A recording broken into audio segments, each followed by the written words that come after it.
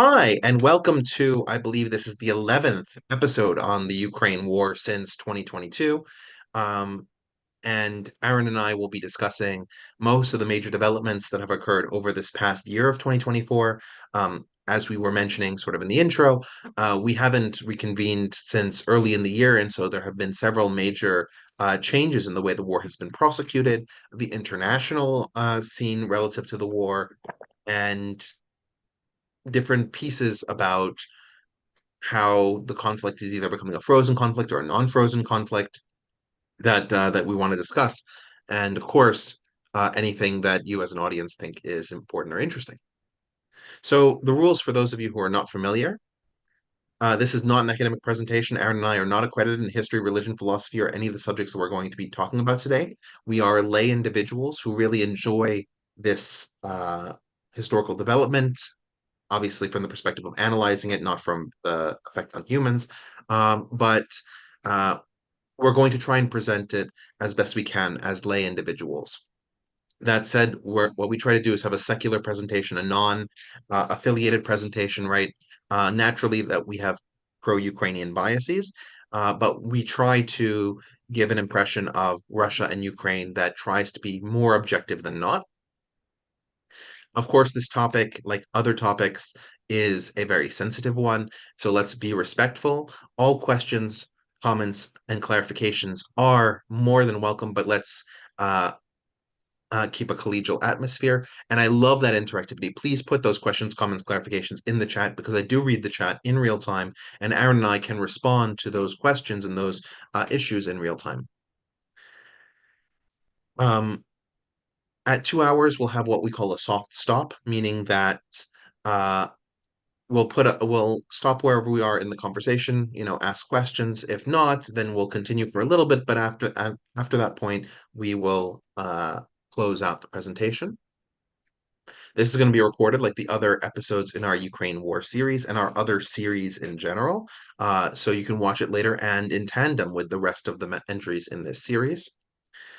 I would encourage you to subscribe to our YouTube channel if you want to see updated uh, presentations or other presentations we've done in the past. Aaron and I, for example, did a uh, series on the European Union. Aaron has also contributed several individual one-offs. I did a series on Middle Eastern history. So for those of you who are interested, you You can did see it a on our. Titanic series on Middle Eastern history. That's not a series. Most of us do one or two or three things at the series. You did a Titanic. What was it? 93, Nine, 96? yeah, around 90, yeah. Yeah, 90. Yeah. Um, and if you want to see updated events, please, you can see our meetup link there. And of course, we like to keep the lights on. We do this out of the kindness of our hearts, and so none of us are going to die, right? But if you find that what we've said is interesting, curious, or beneficial, please consider helping us out and paying for some of the overhead costs like PayPal and Zoom. Sorry, like like Zoom, um, YouTube Live, all of these different kinds of things. All right, so And if you don't mind, Richard, if you can put those links into the chat. Oh, okay. I think he just did. Zach did. Zach Okay, just did, good. yeah, Yeah, just so other people have it, which I think is cool yeah. also. All right, And did you let's. get my Yep, presentation? All right. Awesome. So I made it a little leaner.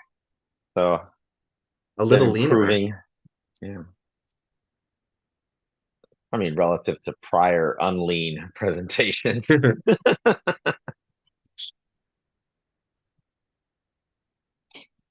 All right.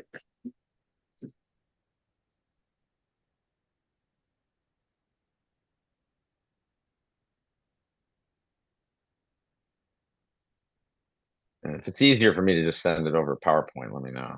No, it's PDF just should be fine. yeah, no. It's just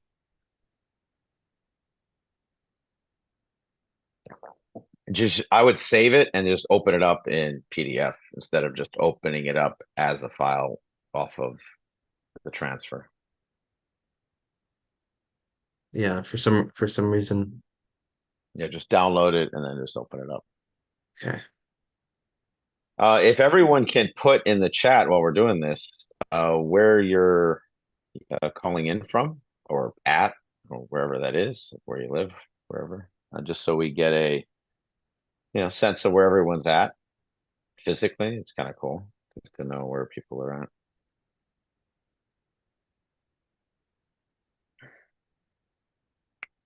YP's in Northern Jersey. Where are you in Northern Jersey? That's where I am. Oh, cool. We have Jenna from Philippines. That's fantastic. Oh, Mount Olive. Okay. I'm in East Bergen County. Did you able to pull it up, Richard, or no? Or you want me No, to no, no, just I send have it. it through email? Have it. Okay. Yeah, just 1 second.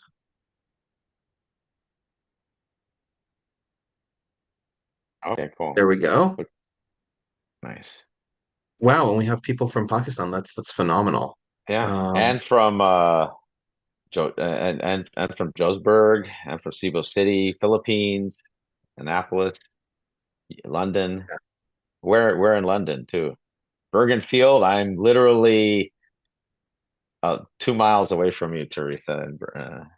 So So I wanted to address actually one of the questions, right, or nope. opinions here, right? In my opinion, Russia produces lots of shells, and the West is struggling to supply enough weapons, shells, and drones. Is this an accurate or inaccurate representation of reality? We Uh, hear announcements of help for Ukraine, and then we hear that Ukraine cannot use some of these weapons on Russian territory. Do you think the West is holding back offensive operations for Ukrainians?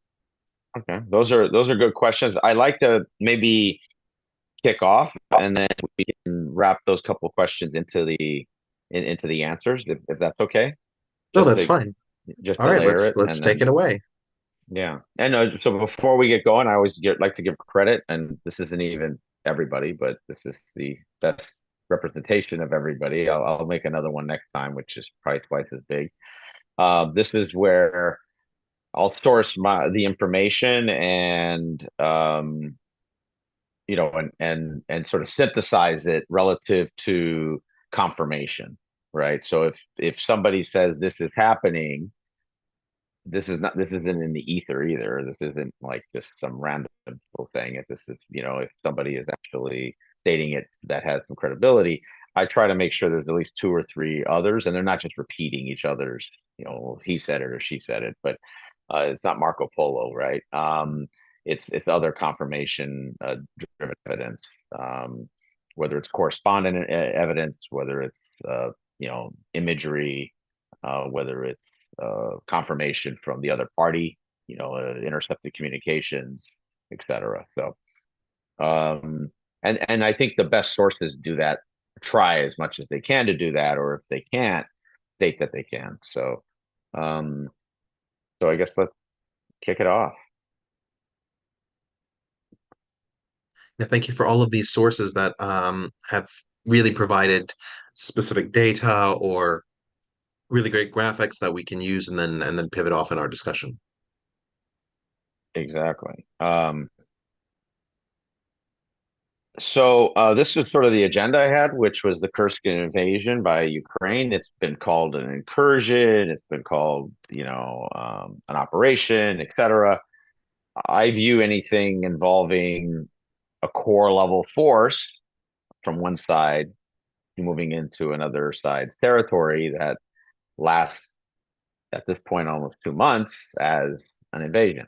Now it's not a full scale invasion across Russian territory. Only the Mongols have ever been capable of that. And since there's no knowledge of their reconstitution as the greatest cavalry force in history, that's pretty unlikely. Um, and then I'm going to discuss Russian and Ukrainian force regeneration because I think something that isn't really that isn't talked about much, in this sort of coverage, which I argue most of the coverage of this war has sort of been sliding down to sort of like the Iraq in U.S. war coverage mixed with some local car crashes type daily updates, right? It gets pretty granular. It gets into the weeds. But something really fundamental is the fact that each side, just like in historic for anyone that ever watched, famous uh, heavyweight boxing matches of the 1970s. By the time you get to round 8, 9, 10, 11, 12, they said be 15. Each side is losing power and potency, velocity as time goes on because they're using energy and they can't regenerate metabolically. Well, there's really the same thing going on at a nation state level between each side. And this becomes this, in some ways, race to the bottom over time. Not maybe in a year, but probably in 5 for sure. And so just being aware of that, I think, is a really important context to understand really what each side could even do. Right. Because we get very uh, technophonic after a while, where it's just, this side has figured out how to, sling coffee cups and the other one's lampshades, and it's cool, it's novel. But in the end, the large scale, um, either sustaining control of one territory or the other territory is really the only thing that really moves the needle over time. And to do that, you have to have force regeneration, right? Drones can't control hills. Um, cyber can't stop someone from, you know, physically, being on a road. So in the end, you have to have the physical forces. And then the third piece is the Russian and Ukrainian just general war update, which I think we can get all of our questions kind of flowing through there. And then I did a little something kind of novel. Hopefully, it either work or it won't work. Just talking about a track which I want to sort of kick off, which is sort of like an amendum to what I was doing with Richard on the EU, which we did 10 different episodes a few years ago. And this one is discussing support from a US perspective, so Trump versus Harris. And instead of getting into a feels, vibes, etc., the Maxwell Institute at Syracuse did so far seems to be the largest wargaming exercise over 3 days with a couple hundred participants to scenarioize what the change would be in either Trump or a Harris election towards Ukraine policy. And then I have a few slides on that and then links so anyone who wants to drill down. And I just thought it's a novel way to sort of think about what their key outcomes were. And then there's some Russian support, which I want to kick off because that's really has it started with Iran and it's really evolved into North Korea and the PRC China indirectly. And so each one of our subsequent episodes, we talked about Iran support last year. And so I want to really start covering North Korean support, which is really becoming the other major supporter of Russia from a material perspective. Um, One of the and things actually that go I ahead, noticed please. was missing from your list, and I'm curious if you want to give an opinion about this. The Kursk invasion only started taking place in the summer, right? So between February and the summer, it doesn't seem like there's any fundamental change in the war operations. Because Is there wasn't. right. No, no, I just wanted to make the empty space clear, right?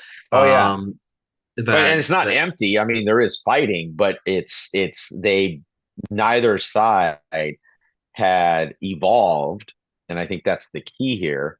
The force composition and structure that could change the battle space.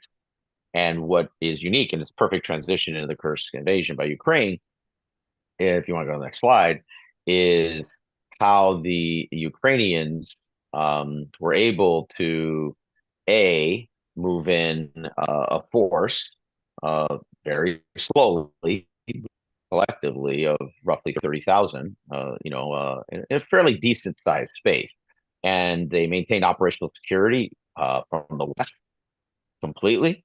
Now, obviously, if everyone in the world said, "Oh, we know that's where they're going," well, obviously they wouldn't have had an OPSEC. But given how, and this speaks to how large the battle space is, right? I mean, this front, the last time you've had a front of this magnitude is the Iran-Iraq War. but just as a quick And thing, even, yeah, but you yep. mentioned this OPSEC. Can you explain Yes, how operational security. yeah, yeah, yeah. But can you explain how an Yeah. invasion into an area where Russian soldiers weren't, right? Because Kursk Mhm. doesn't border any of the Russian-controlled Ukrainian territory, right? So that would be Belgorod province further east. Yep. So Yep. how does this invasion protect the operations that are going on in what's effectively uncontested Ukrainian space? Sure. Sure. Well, I mean, so that's a more theoretical question about Russian response. So, in principle, the Ukrainians launched a an armored mechanized uh, you know, basically a cavalry force assault into this, we'll say, semi-uncontested space. Um, and the objective, I have to imagine, one of the major objectives was to create a massive shift in Russian forces, um, because it assumed, I think, what most would assume, which is you will value your space that you actually have more than your invading space. Um, Except, and I think this is the, I don't want to call it a mistake, but this is the error in the assumption I think almost anyone would have had, is that Russians believe all of that space in Ukraine already is theirs anyway. And so they just treat this battle space as just one more um, dysfunctional line that exists in this war. And so you see the Russian response, which after 2 months has been obviously enough forces equal to the invasion to halt the Ukrainian assault. And I also believe the Ukrainians halted that assault at a practical level. They probably could have gone on a uniquely substantial thunder run that would have led to most of that force being destroyed eventually, but could have, caused you know, a Wagner level headache for Russia and the world, bad press, all that stuff. But obviously, they weren't looking to sacrifice 30,000 people for that. Um, but so that I think is the calculus, if that makes sense. Yeah. And that calculus is their objective was generating enough of a thrust. That's technically what this is called, a thrust into Russian territory that the Russians and I think two important things we'll talk about in some of the maps I'm using is to make sure they have control over two highway intersections, 38 and 220. And for those of you here that are Russian or Ukrainian or have backgrounds, and you're aware of the Russian highway system, which is especially in the Western Russia, Ukraine, is one of the most developed systems in the world. It might not be fully modernized with uh, all the latest uh, upgrades and repavements and so on over the last 10, 20, 30 years, but it's still a full-fledged highway system, and in many places it's fully modernized. Um, but I think a critical piece of it is the way the highway system is intersecting, right? It's not an accident, it's not a bug, it's a feature in the design, which was, goes back to response, uh, by the Soviets to World War II, making sure they have the ability to move, massive amounts of forces to protect their flanks. And so Ukraine is using that highway system, as sort of, I think of it as sort of like a wedge. And when you look at one of the maps, you can see that.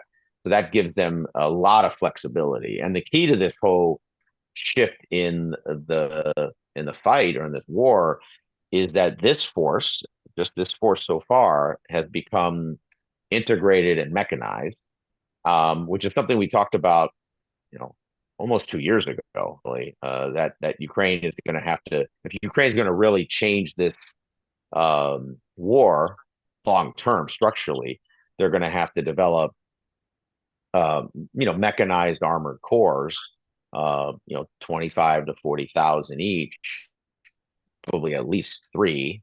My view is probably five. Um, and then they become these sort of dynamic nodes out there that then Russia really will be hard pressed to maintain this huge 1,200 kilometer um, conflict line and have forces staged to handle the dynamic mobile cores, because you can't obviously follow all of them because they're not just moving around. Hey, everyone, let's get up tomorrow morning and announce that we're moving here, right? You move them off in little pieces over months, and when you Yeah. break something up over 2 months, 3 months, right, that's a few hundred people a day spread out over 24 hours. Pretty soon it's just a few people every hour or every 30 minutes getting in a vehicle on a bike or on a bus. And you aren't tracking the macro, right? You get caught up in the micro, and there's something else bigger that's happening. um I think so also just to yeah. clarify what the Kursk invasion was as just sort of a top level functional matter, Mhm. right? These are Ukrainian troops who decided that, and this sort of goes to the earlier question, right? That they decided that they weren't going to play by the traditional rules that had been set earlier in the war, the rules of engagement, that the war stays contained to the Yep, territory of Ukraine. And we've seen Ukraine pushing beyond those traditional that's rules right. of engagement through the drone attacks in several oil refineries in Russia, several deniable, we can say, raids Yeah. into Russian territory because they would use a militia group Yep. that can give the Ukrainian government plausible deniability. This is the Yep. first time that the Ukrainian military at any scale has invaded sovereign Russian territory. Yeah. So No, that's the and yeah. And what I would say is I think we've minimized what those raids were. Those raids were reconnaissance and surveillance and target acquisition operations, right? I think their information operations smartly allowed uh, the definition of those to be, kind of a grab bag of a couple dozen, randos just running in and running out. Whereas what they were really doing is conducting um, response reconnaissance, which is really critical, right? Meaning you um, have an it. open I was gonna position say, so that you see what the response is, and then you have a closed position where you are under, full race, recce kind of a reconnaissance mode, and are in a denied area, and then you see what their daily operations are like, and do they change, right? Do the moment there's 50 Ukrainians in a area, do they have a massive over response in force, right? Do they bring 50 times as many? Do they bring a brigade, which I think most people would expect you would do to signal from a precedent standpoint, don't do that. And they clearly never got that response from the Russians.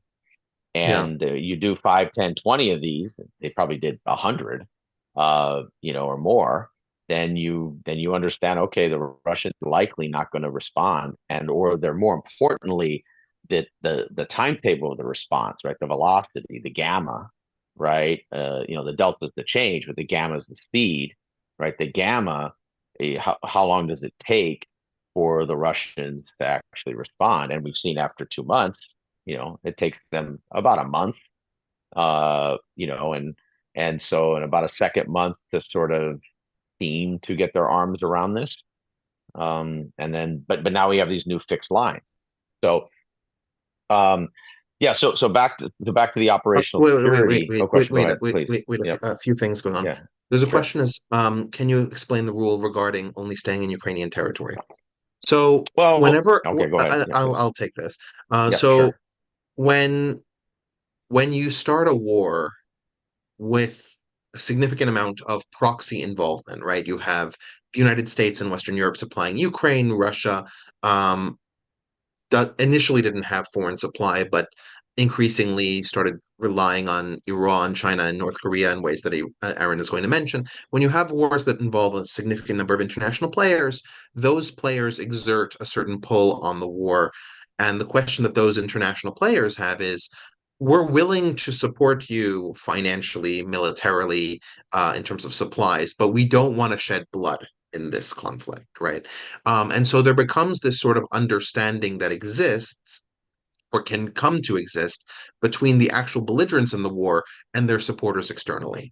So you have this situation where the European Union and the United States do not want the war to expand beyond Ukraine because that war would directly involve NATO and therefore require Western boots on the ground, which is something that most of those domestic populations don't want. At the same time, Russia, given the way that the Russian army was thoroughly shaken down by Ukraine without direct Western assistance in the early days of the war, knows that a direct confrontation with that strength and power would be its undoing, right? So they don't want to expand the war because that could actually completely destroy Russia. Yeah. So, And to be and to make another point, the Russians have shown that they can't contain the fight within operationally logical areas within Ukraine, right? They instantly made this a 1,200-kilometer line. So if you expanded this war, Belarus, the Baltics, right? I mean, it would just get like 4,000 kilometers, right? It would be basically the whole Western Eurasian plain going all the way down to Turkey and all right, the way up to but Finland. then we also have to look at the flip side, right? The Western countries are looking at Ukraine and saying if Ukraine launches an attack into sovereign Russian territory, that could provoke a much larger Russian retaliation because Russia feels like there's nothing better that it can do other than engage the full-scale war, Yep, right? Because now exactly. it's defending its territory. So the Western allies said we should keep the war concentrated to Ukraine. So that way we don't put boots on the ground and that Russia doesn't retaliate against us. And Russia wants to keep the war concentrated to Ukraine because it knows that if it pulls the West into the war, that it's a guaranteed loss for Russia. Yeah, So both sides have effectively agreed, or effectively did agree until this summer, yeah. to keep the war primarily constrained to within the sovereign territory of Ukraine. Yeah. That's what that agreement is. There's a related question in terms of the Well, so operational hold security. on. One other Yeah, quick yeah, piece to that. I believe one critical aspect of this operation, I mean, on top of just them, proving they have an operational mechanized core that can move around and is modular, it's mobile, it has maneuverability, it's dynamic, it's doctrinally um, completely NATO Western like in its force competition and structure and strategy. Is that this sets a precedent that which everybody has sort of taken Crimea off the table for both practical reasons. Can the Ukrainians even do it? But more importantly, for strategic reasons, saying, well, that's it. Russia, that's their true red line. And I would argue this is a test case for the Ukrainians because if they can go into contiguous physical, um, Russian territory, it's contiguous to the landmass. They will also be able to, at least for the southern Crimea part, right up to the Kerch Bridge, make a similar operational claim, which I believe they're building up towards in the next 18 months. I think that's a significant future operation they'll have, and once they can take out the Kerch Bridge, which is probably one of the hardest targets that is a non um, reinforced target on Earth, right? Like a dam, right? So that bridge is probably one of the harder things in the planet to knock down, just physically, like on a materials level, and given its scale. It's like knocking down the George Washington Bridge, out of New York, right? It's just right. built in a different era, and it's built like a you Like a know tank, it, it is a tank. Tanks wish they were as strong. I mean, it's built like a bridge, like a Roman, like a Roman bridge, really, but just 1,000 times bigger. So I believe that the Ukrainians are a part of their development of their next generation kinetic platforms, right? Glide bombs. That's why it's so important to get those F-16s up and getting their glide bombs, which won't be as strong or as powerful as the Russians, but probably half as powerful, is that then they're going to saturate the Kerch Bridge with those over a course of, my view is it's going to take at least 1,000 strikes, maybe more. I mean, outside of getting lucky, right? It's probably going to take, it's going to be hundreds at least, but probably at least 1,000 or 2,000 strikes with glide bombs to not bring down the whole bridge either, just bring down a significant enough section that reconstituting it becomes impossible, and then that forces the Russians to have to ferry, right? So when you shift from using bridge to ferrying, it just changes all the dynamics. And then I think at Yeah, that point it's a they're lot able to slower of a. launch a. That's right. That's right. And Now, one of the questions that I wanted to ask that's sort of related to this is that we know that when the Ukrainian forces went and made their incursion into Kursk, they pushed their way to, I don't know if it was the Dnieper River or one of its tributaries, yep. but they pushed to the river and there were three bridges crossing that river, and Yes, the Ukrainians destroyed those three bridges. yes, they did. The Battle of Now, the Bridges. That's what they were now called. this is a type of tactic that we're much more familiar with in wars from 300 years ago, right? Where the primary access was over land and that Uh-huh. rivers were effectively Well, World War fortifiable. II also. World War II also. I mean, the Germans and the U.S. It was actually very critical for both Patton's army, Bradley's army. I mean, basically, the equivalent of the five U.S. armies that invaded on the Western Front side into Germany to have those bridges up and running, and we put actually enormous combat resources and huge casualties to sustain those bridges, right? Up to 50% casualties for the forces that actually went to those bridges to hold those bridges so that the larger mechanized forces could get across. So those But bridges are important.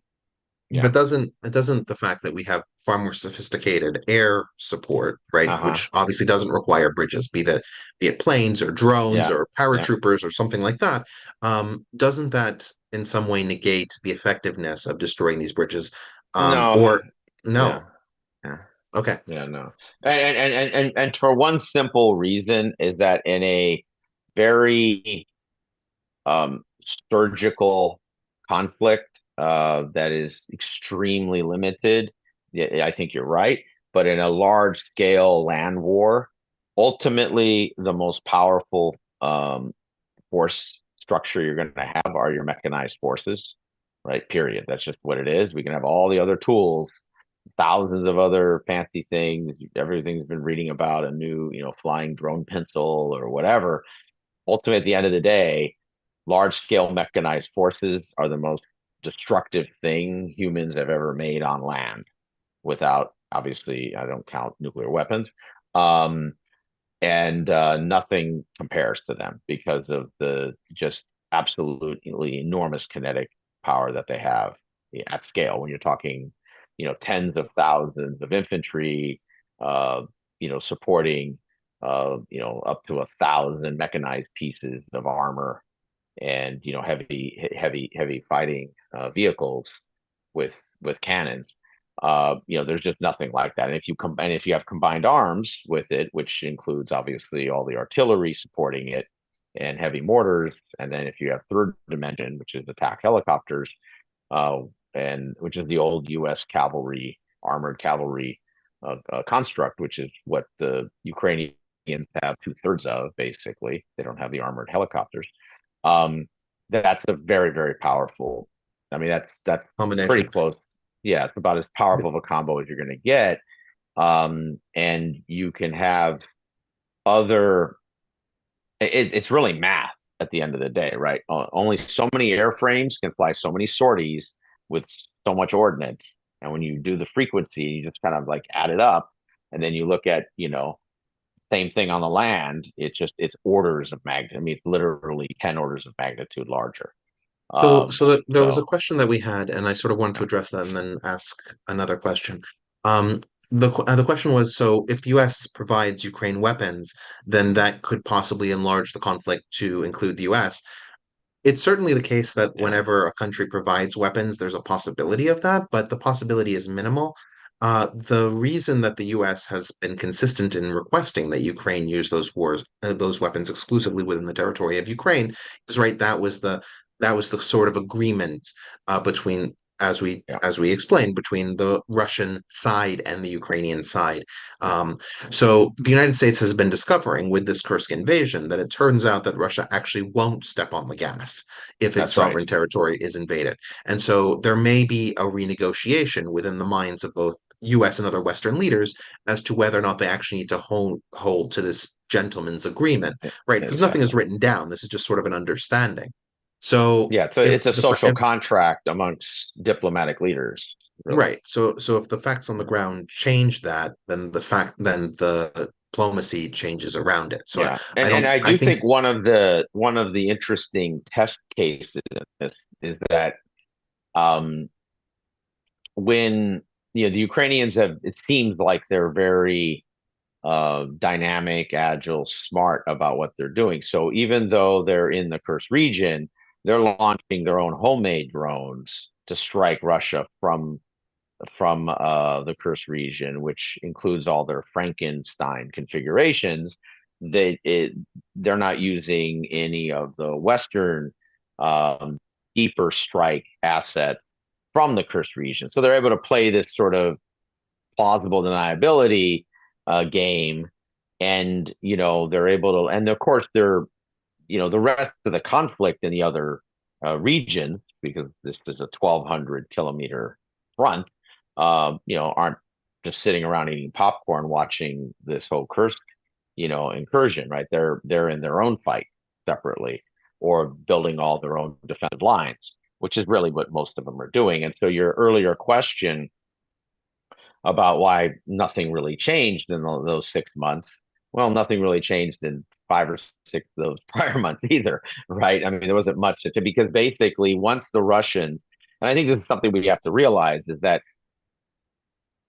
once the Russians didn't get the initial response in 22 that they were expecting, right? The war dramatically escalated from a kinetic standpoint, and the Russians went to their art of war, which is artillery, to a scale unmatched since at least the Korean War, and I'd probably say World War II now at this point, given the volumes. We're talking at this point millions, probably 5 million shells. That's probably yeah. Korean War realistically, and so um, and that, of course, forced the Ukrainians to have to become completely defensive for a better part of a year, even when they had a few half-baked offensive attempts, which were pretty much failures or inconsequential.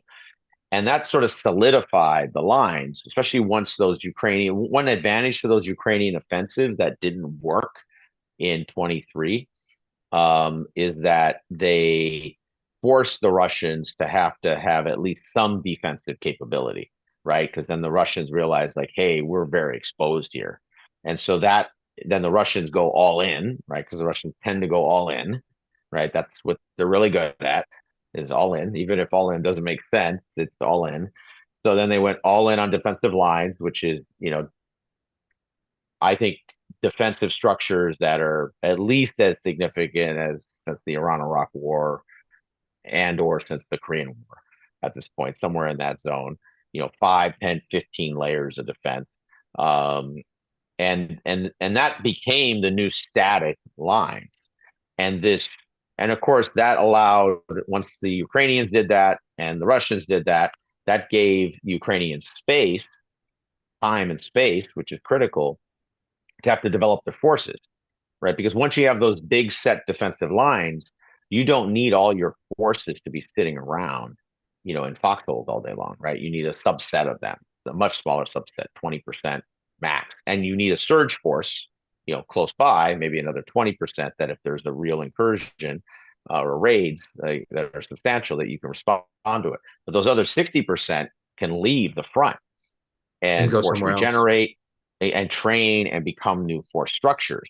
So one set of those new force structures are these four mechanized brigades that the Ukrainians put together, which all seem like completely modern combat brigades. I mean, in terms of equipment, kit, the ratio of light, medium, heavy mechanized and armor with infantry, which is something the Russians have not been able to get right. Right, the Russians either send tanks without infantry or infantry without tanks, or infantry in front of tanks, or tanks and then infantry really far behind. They don't get that mix and that coupling, uh, at any scale. Been able to get that right, and it's almost 3 years, and odds are they're just not going to get that right. Yeah. That's just not what their doctrine's able to do. So, if you So want there to have go to been the a next few. slide, oh, go ahead. Yeah, Yeah, there are a few questions, and then we'll go to the next slide. sure, sure. The first question, right, sort of relates to what you were talking about plausible deniability of the U.S., right, saying, okay, the Ukrainians are using Ukrainian-made drones; they're not using our drones to penetrate Russian territory. We haven't violated this gentleman's agreement. That's right. Would it be the case, for example, if the Ukrainians decide to use HIMARS, or if they decided to use clearly American military creations or German creations like the Leopard tank, right? Yeah. Well, Would there's already German tanks in this, which right? people have made jokes about. I was Yeah, gonna say yeah, yeah. there's already Marauder German tank. tanks here. Yeah, yeah. There's already HIMARS have Marauder tanks. HIMARS have been applied, and it seems like the United States is sort of dancing around that. So I think that Well, I mean, because it's the bottom line is that the Russians have. I believe that the two most significant escalations in this conflict after the invasion was the incredible, I call it whatever, the summer of artillery, right? A couple of years ago when yeah. the Russians just spent, 5 months and 10 million or 5 million shells or whatever, 3 million shells. That was like a shock to, I think, a lot of I was gonna at say to least put it in perspective Western that people can politicians. understand. Yeah, That is like a World War II level bombardment. that's right. Um, so Literally so Stalingrad. Like you have yeah, the same kind of shells. Now the difference was this was across a huge front, not in one concentrated location like Stalingrad. So, which Stalingrad's a pretty big place. So it's not like Stalingrad's like Southern California, right? It's pretty huge. But or not quite, but it's say LA County. It's like that big. And um, but but over this whole front, or half the front, the Russians used basically a similar amount of artillery that went on in that in those 900 days, basically over that maybe 120 days. And so that was number one. And then I think the second one um, is the glide bomb escalation, which started about a year ago. Really, actually, last August was the first, or July and August last year was the first significant use of, or the beginning uses of the glide bombs. And you saw a pretty rapid escalation where now the 3,000 kilogram glide bomb, which are 6,600 pounds, with get it right, about 1,800 pounds of ordnance, which is, you're getting to near ballistic level, like, not quite explosive capability. ICBM, but yeah, I mean, these things are basically, uh, city They're ba- block yeah, wreckers is what they are. I mean, you yeah. put 5, 10, 15 of these on a city block and you're just leveling a city block. And I think the semi to it wasn't really as indiscriminate as the rocket attacks, right? The missile and rocket attacks, which have been sort of, very random and completely indiscriminate. And I don't think the Russians targeting is just, they're just able to get that right. But the glide bombs on the front were absolutely devastating and disruptive. Now the Russians were unable to use that effectively, which tells you that's a hard limit. That's probably the only thing that could dislodge Ukrainian forces to any scale would be massive use of tactical nuclear weapons, which is, nobody's really considering that, Or or and or or it would have or no you just value. or you just play the meat grinder for however many inches you want to take, right? Yeah. Because Russians have demonstrated that they can get Hmm. what a foot for every Sure. 20,000 Well, soldiers that here's the they kill. problem we run into. So the guy Perun, who's awesome from Australia, who when things all over was going to get, he'll become some future rock star once we know what he looks like. He did a calculation that a snail at the start of this invasion would be ahead by about 100 kilometers. No, about 70 kilometers, and we'd be reaching Kiev by early next year or Christmas. So a snail moving, how fast a snail can move. So the Russians are moving slower than a snail's pace, literally, in this conflict. So the meat grinder, meat waves, etc., clearly had marginal benefits. And once again, it speaks to how difficult it is to dislodge large forces that are defensive on both sides. Yeah, And yeah. If we, yeah, yeah, if we can yeah, move, I don't know if you intend that you want to address it on this slide or you have a different slide to address this, but can you address the diplomatic, because we talked about operational security, right? That yep, it would that by opening a front in Kursk, it draws away a certain percentage of the forces elsewhere along the mhm, Ukraine, Russian-controlled Ukraine sure, border. But can you sort of walk through some of the diplomatic? I'll start and you can finish. Some of the yeah. diplomatic and social and emotional reasons why you would invade this area. So I'll Well, start. so I think number one, the Wait. important thing is setting the precedent here that Yeah. they had. Yeah, I think the precedent is very important. I want to point out that it's not economically desirable. This is not some sort of magical land that will grow all the food No, that Ukraine nothing's needs, growing in any of these or areas. some. So from an economic perspective, this is a Yeah. cost, but it has Yeah. several positive benefits. The first one is land swamps. That's probably the most Yep. obvious. If Ukraine, can hold this, and they can say, okay, Russians, we took, 1,200 square kilometers of your territory. We're more than happy to give it back. Just That's give right. us back the territory that you took from us. Yeah. And that's So why that's the the nuclear plant is a big deal. And the Russians will are smartly put the forces that are necessary to hold that, and the Ukrainians are not going to. And that is, I think, a full Western red line. That if the Ukrainians had a larger, if they could have done it again, they probably would have tried to have 10,000 more larger force structure, and they would have gone harder to take the nuclear plant, which is about 30, about 25 kilometers away, and they probably could have gotten it. But the question is, how much would the Russians have fought for it? And you know, I mean, who knows, right? I mean, you can't predict what the Russian behavior is in this. And but the goal there is more of a nuclear plant for nuclear plant swap, which starts getting pretty yeah, weird, but whatever, that's what it is. And you're talking about territorial swap. Now we're making an assumption, and I think this is, I really believe this has been a mistake we have, which is there's this modern version of IR theory, international relations theory, that puts a lot more game theory cost calculus in play, and doesn't factor in that the Russians have always been, let's just say, a little more crazy Ivan about their game theory, primarily to disrupt game theory calculus, and then also just Russians being Russian, right? The little blend of the two. And I do just think for we're making assumptions. wait, Yeah, just for clarity for our listeners, yeah, Crazy Ivan in this situation refers to a person who doesn't play by the rationalistic theory in game theory. that's right. So, That's so right. a person will choose a solution which is actually less beneficial for him because in the iterative game, right, you play the game Yep, multiple times.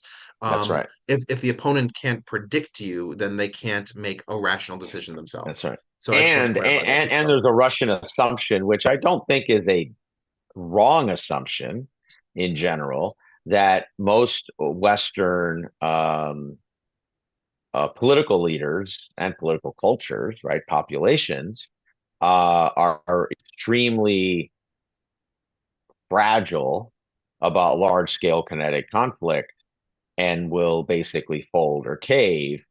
I think the where the Russians get this wrong is that there's a crazy Vladimir playing now too, a little bit, which is the Ukrainians. Now I do think the Ukrainians play More more, rationally. or they can, yeah, and they also can code switch, right? When they need to go to a Western security conference, they can bring their IR nerds with their PowerPoints and basically do the academic presentations like everyone else does.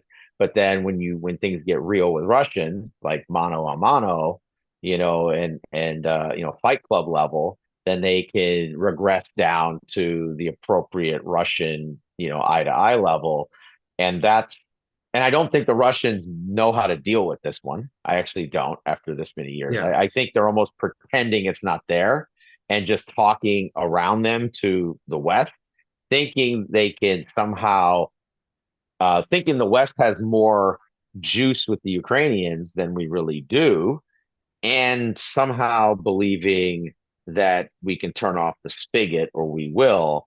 And I think this goes to the heart of how the Russians and even in the past, the Soviets never really understood Western political budgeting, right? That it's this Yeah. parallel activity independent of the population that we just don't care about. Like we just Yeah, no, pass budgets and I, it's I was happening. going to say because we discussed right the operational security aspect, we discussed Yep, the lack of economic benefit, we discussed the trading. I think another key element, and it sort of goes to this diplomatic dance that you're talking about, is that when you have a frozen conflict, it becomes much less viable to sell throwing increasing resources into a frozen conflict, yep, right? And Ukraine, unlike the Russians to a certain degree have this because they have to sell the war in a certain sense to North Korea, but that's North right. Korea has other motivations for motivating the Russians than some sort of political agreement. Um, uh, but to sell to the American public or to sell to the public of any European Union member state that may that or European state that may support the Ukrainians, they have to sell that they're actually winning something, that That's there's right. a viable path towards victory. So by doing this advance, you change the nature of the conflict from a Absolutely. frozen conflict to a kinetic conflict. And a That's kinetic right. conflict where you're at least making some kind of gain is something that's Yeah. fundable. Well, Um, and one other quick point here, sorry to interrupt, is yeah, that we see this in the polling numbers, right? So one big thing about this invasion is that it's enduring after 2 months, right? And it takes a while for the politics, the social politics, to catch up. And where people were polled, and I should have put that slide in. Actually, there's some decent polling out now, across the board, right? A cross section of economists did it, and a few others did it across 40, 10, 20, 30 countries. um, there was a view 6 months ago, I think, the last big polling, May or so, that basically 40-ish% of people believed Russia was winning, 20% believed Ukraine was winning, maybe 22%, and the rest were sort of, what's Ukraine and Russia slash, you know, uh, I don't know, no one's winning. So now after this, what we're finding is that this jumps the Ukrainian side to winning to the 40s now. Um, and the Russian side dropped into the low 30s, and so it did two things. It pushed 20% up from where they were, and 10% of the I don't knows basically declared that the Ukrainians were winning too. So it took some of the I don't knows off the board, and so I think the political calculus in this, and this is why I think the West sort of is accepted. Well, every time you can pull one of these off that we don't know about, that's sort of out of bounds, there's your free mulligan, right? And if you do one of these and it blows up in your face, or you don't move the needle for a long period of time, you're basically going to degrade your support politically. So I think yeah, Ukrainians understand, and I think that's something that we don't ever talk about, is they really understand the mobilization support politics in the West 100% better than we do, better than anyone in the world right now. The Ukrainians, which makes sense. This is their existential threat. They should know what the heck's going on, day by day in the political analysis of our cultures, not just the United States, Japan, UK, Germany, France, blah, blah, blah. And so they're now going to be attuned, I think, to make sure they're going to have operations. And I think the Russians might not fully get this yet, or maybe it takes one more operation. The Russians always get it. It's a question of how many reps till they get it, right? So do they get it after this one? I don't think so because you're not seeing their information operation. The Russians tend to respond when they get hit hard with incredible propaganda and information operation, like that really works. And it works ish, and they just haven't done that.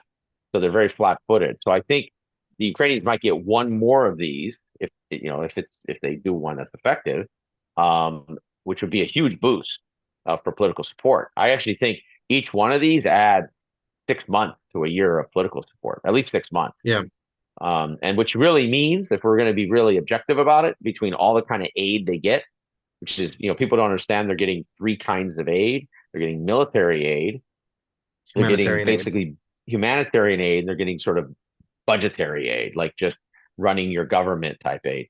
And that equals, and not all that is grants, right? A chunk of that is low. Actually, right now, the Japanese are providing the best loans on earth. I wish I could get one of these.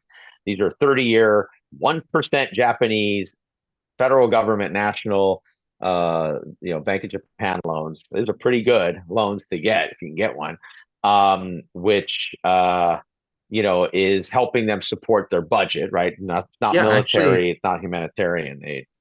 yeah, Yeah, I actually want to drill down on that for a second because yeah, that's something that a lot of the people in the United States don't know. Can we talk a little bit about South Korea and Japan's interest in sure. this war? Because a lot of people focus on the Euro-American That's right. position, but Japan has been an incredibly powerful financial partner, and Korea has been a very significant armament partner. That's So right. can So I'll so start with yeah, Japan. Yeah. So I think so when the war started, Japan tends to um, you know, slowly build up its support, but as it builds it up, and then I believe this is in anything that they do at scale. But once it's built, it's locked in, right? Like you don't move the Japanese off of a position once, because the reason they're slow is they're building their unified political support and given their political architecture, right? Their first and second party systems, right? They get to a coalitional view typically of international policy, right? They have sort of the old American Cold War like doorstep policy that was broken basically in Vietnam and completely broken by the Iraq War in '03, and where the parties kind of agreed at large scale international foreign policy. Well, Japan still has that, and so in the beginning it was lots of sort of volunteer NGOing, which Japan has all these. You almost have to get a license, right? I mean, they basically have to authorize you, right? So you two people in Japan can't just be like, oh, I want to go help people in Afghanistan tomorrow. You're breaking Japanese law, right? It has to be an authorization. So they went through that sort of first 3 months, 6 months of NGO support, and then the artillery war hit, which shocked the Japanese, and then that moved to more governmental humanitarian support, which was really the first year in 22. And then in 23, it shifted to over the course of the year to more structural budgetary support, right? And then this whole big loan facility, which basically, if any of you know about the great financial crash or crisis, right? The GFC, it's this support Japan is giving to Ukraine. The best analogy I have is the TARP bill that the U.S. Congress passed. It's basically this bucket of money, highly regulated across 3, 4 different things you can and can't do with it. And it's totally self-administered on the ground by Japan. People don't get like this isn't like Japan saying, "Well, here's a routing code. Good luck." It's like there's Japanese Ministry of Finance people and many other in ministries, Kiev, yeah, nothing to do with military in Kiev. I mean, they're watching whatever the yen to Ukrainian, Lavinia. yeah, exactly, Davinia conversion through dollars. I mean, whatever that mush is, all the way down to buying, blank new school books, and of course, where that comes from, you're finally seeing now this is a big deal actually long term for Ukrainian development. You're seeing those Japanese companies coming in, Matsui Group, the Fujitsu Group. I mean, because they have you know hundreds of subsidiaries. So they're all have, and a lot of them had subsidiaries already in Ukraine, doing electronics and computer stuff. But now they're in other industrial areas, and so this is a long-term structure. And what this does, and this also constrains Russia to some degree, right? Because can Russia afford diplomatically to launch or have errant, you know, Iskander missile ICBM launches hitting, Fujitsu facilities in Lviv and in Kiev and in other cities, um, you know, maiming, hurting, killing Japanese citizens in mass, which is something like that would be. I mean, that would I actually argue that would shift the war almost as significant diplomatically as anything that's happened, because when you get the Yeah, full throttle support of Japan on this, it's a different war. It just is. So that's the Japanese side. Now the South Korea, do you have any questions, or I'll go jump to the South yeah, no, Korean side? I wanted to sort of add as an Yeah, observation, both for Japan and South Korea, and I'm sure you can probably expand on this, but um, the Japanese, South Koreans, Indians, Australians have sort of seen this coalescing of a relationship between Russia, Iran, and China that yeah, sort of is the we don't like democracies, we can't really agree with each other on internal policy, but we'll make something work because any fall in the US-led world order is beneficial for our autocracies domestically. yeah. I Um, call this I call this the bully council, and then they have their Tasmanian devil on the side, which is North Korea. yeah, And they're so holding that in the cage, saying, "Hey, if you don't agree with what we're saying, we'll let him go, and he'll just tear everything up." Yeah, so because of this, you sort of have this ring of countries around Asia yeah, that are effectively islands. that's Japan right. is an actual island. South Korea, the only land border they have is the most impassable border in the world, so they're effectively an island. Maybe in Australia history. Australia is an island, Yeah, and India is separated from the rest of the continent primarily by two gigantic mountain ranges. that's right. So, so you have these sort of islands of democracy that are surrounding this continent that is roughly autocratic.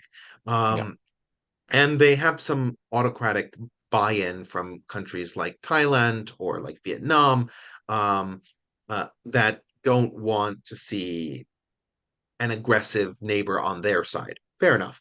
But um, so part of this Ukraine war is the diplomatic shift of these countries realizing that if the game that the so-called bully council is playing, right, is this game of let's destroy the world order, the Western-led world order, and that will make us more powerful, then the corollary to that is we need to support the Western-led world order, or these guys will become more of a threat to us.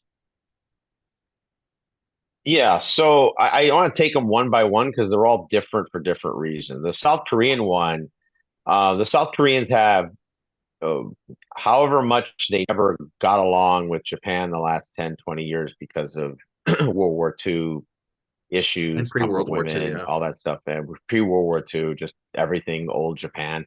Um, but that's sort of been resolved actually through this conflict and through really a U.S.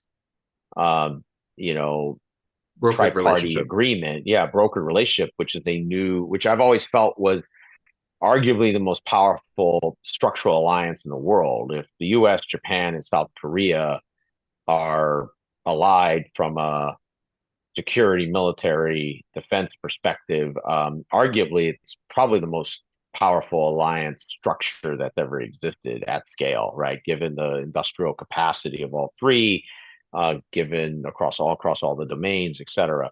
And so the South Koreans copy the Japanese approach typically, when it comes to starting small NGOs, humanitarian aid, making it clear we're not involved militarily, et cetera, et cetera.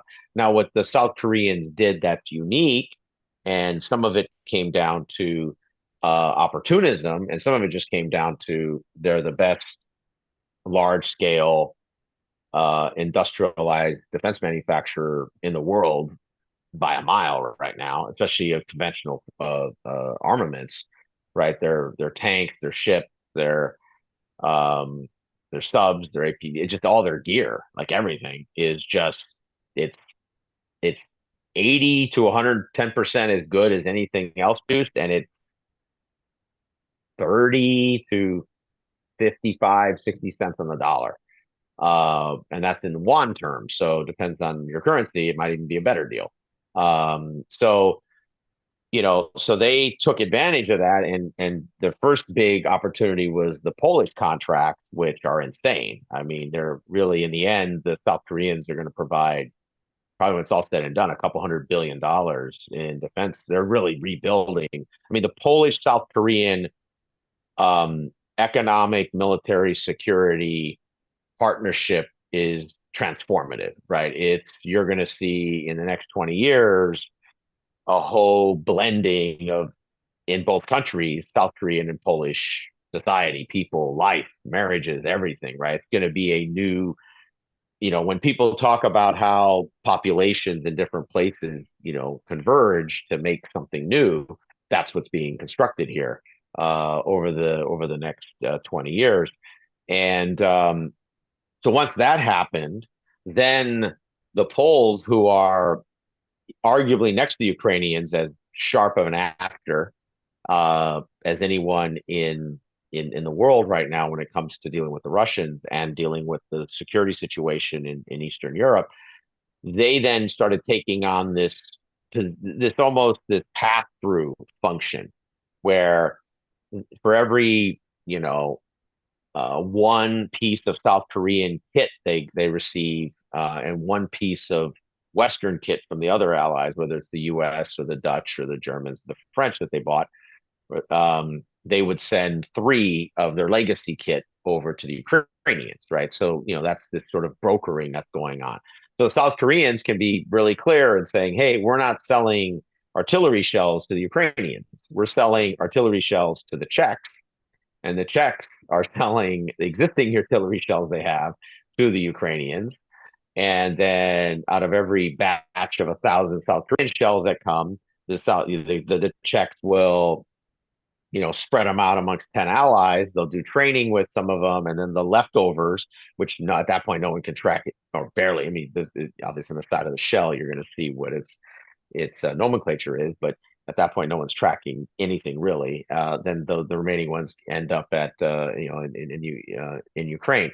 So that's how the South Koreans are providing like hard military support, and they are, I think, on that verge of that economic support, right? Because they are an economic power when it comes to exports, and so I think not military, just period. And they've always been engaged in Ukraine. I mean, there are companies, LG, Samsung, very large facilities. Actually, when I worked at my last company, I wound up going to Ukraine quite a few times because we partnered with those companies that had IT development, large groups, 5,000, 3,000, 8, 10,000 people there. So I think that's the next phase of these two pieces. And I think Japan and South Korea are with that tripartiness with the US is a special case. The Indians are completely different. The Indians have always played balanced politics. Yeah. And I think the performance of the Russian hit doctrine, people, the kitchen sink. There was always a large minority, a medium to small minority of Indian military and defense thinkers that always wanted to move off of Russian only kit. And they already started with Israel. Most people don't know that that's Israel's largest trading relationship is defense with For India, India. yeah. It's almost 10 billion a year, really big. And in terms of direct government to government. And so what the Indians have seen is that, well, this war has made energy more difficult for India. So that was a cost. The military approach that the Russians take and their kit which has always been a sore point, primarily just because the Russians would never fully give designs to the Indians. It was this kind of cat and mouse game for 50 years. Right, because the Um, Russians didn't want the Indians to domestically produce Russian kit. that's right. That's right. But the Indians wanted scale, Right. and especially now as India is becoming a an industrial power, right? They're in that, I would say, 1990s China phase now. Maybe they're twice as slow, but still, that's going to mean they're going to get there. They're going to become a an industrial superpower, not just the super, not just economically power, but industrial wise. They just can't afford to have defense relationships like that anymore. So they're not getting off of all the Russian kit, but and that's their tech debt, that's their legacy. But they're moving rapidly to other partners. Actually, the U.S. with naval, right? So they're partnering with the U.S. from a naval standpoint. Obviously, they're partnering with the Israelis for a whole bunch of different kit. It seems like they're trying to partner their way through the Turks for jets and lots of other pieces because Turks do some funky stuff. They kind of Frankenstein things between the West and the East, which fits, I think, India's agility they want because they have whenever you have 50 years of something, it's pretty hard to go to zero on something new and still maintain what you have. So Yeah, I getting actually want some to. Frankenstein kit from Turkey can help them out. It's a Yeah, I bridge, actually wanted really. to talk a little bit about this because this is something that I Yeah, think a lot of people struggle with. Because a lot of people sort of imagine, okay, you have a tank that was built by yeah, Soviets, and you have a tank that was built by Americans. Okay, yeah, at home I have a Honda and a Mazda, right? Or a Honda and a Ford, right? Like I yeah. can drive them together. There's not going to be a problem, right? If my husband takes one and I take the other, That's right? right. So like at a functional level, Yeah, right? The problem with Kit is not that problem, but we think that it is at a civilian level. So let me sort of yes, unpack this. So when you're buying kit, there's a lot of interactivity between the different pieces of the kit. There are signaling that's right. devices, there's communications devices, there's what do you do if something breaks down? The Yeah. pieces don't necessarily all fit Mechanically, exactly, because they exactly. might be a centimeter off, but a That's centimeter right. for a piece that's the size of my pinky is the pinky, right? That's right. So you can't mix and match pieces, you can't mix and match No, connectivities, and this is why it's so hard for countries to transition from one weapons manufacturing regime, let's say that's the right. United States and Western European regime, or the Russian regime, or the Chinese regime, um, to another. And right, and so Yeah, you have to have create this interoperability of the kit, which requires extensive high level engineering to that's make right. these pieces fit together. Right, Yeah, you have a tracking system on a missile might not interface with the machine that sends the information out, that's right. right? It won't. It So won't unless you've engineered that, literally. correct. Yeah. So that's the And I'll give you complexity a that I great think example of a lot this. of I'll give people you a don't great see. example of this, which is Turkey made one of many, sadly, catastrophic decisions in the last few decades. But if you want a The hell S of a four vacation hundreds, right now, the S400s, right? So by saying, oh, we want to be dynamic and balanced, blah, blah, blah, they went to the S400s, which then which is a Russian obviously missile, which is Russian missile air defense system, very advanced, very capable, arguably, if not the best, one of the two or three best in the world that we've ever made. And then there's different variants, higher end variants they're phenomenal systems, but they're completely contingent on the Russian way of air defense, right? And so the Turks bought that, which also then triggered that the U.S. won't sell obviously any advanced air aircraft. assets fixed wing, so we didn't sell F-35s to them, which was a pretty big blunder by the Turks. I don't know what they were thinking about this, but so after a decade ish now, it's like 14, 15 years. They're not announcing it like a great big parade day saying, hey, we screwed up with the S-400, but it's been pretty clear that they're not adding. And one thing a lot of countries do if they have S-400s is they can pick up S-300s and sort of do a gangster Frankenstein upgrade that gets it to like an S-350. Well, the Turks didn't do that. So the Turks, after kicking the tires for over a decade, almost 15 years really, and then you look at how long they were looking at it, so over 20 years of experience, basically have one large S400 system, which is large. I mean, it's like I think it's six, I think it's six or eight, maybe eight different S400 launchers, platforms. But they didn't layer. I thought that okay, they'd go get because on the market from the Russians and others, the Indians, everyone else, they could go on and got a pile of 300s, juiced them up to 350s. That's just their new air defense platforms. They didn't do that.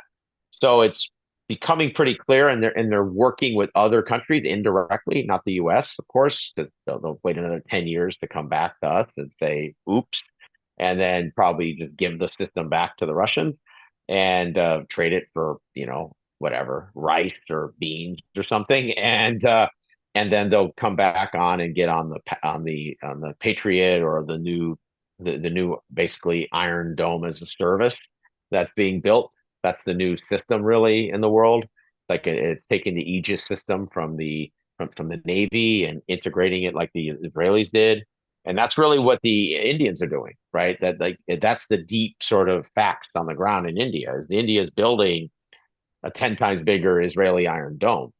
Um, and it's actually making the Chinese pretty uncomfortable because the Chinese are always very aware, cognizant of the strategic balance, especially when it comes to ballistic missiles, because they don't have a great ballistic position.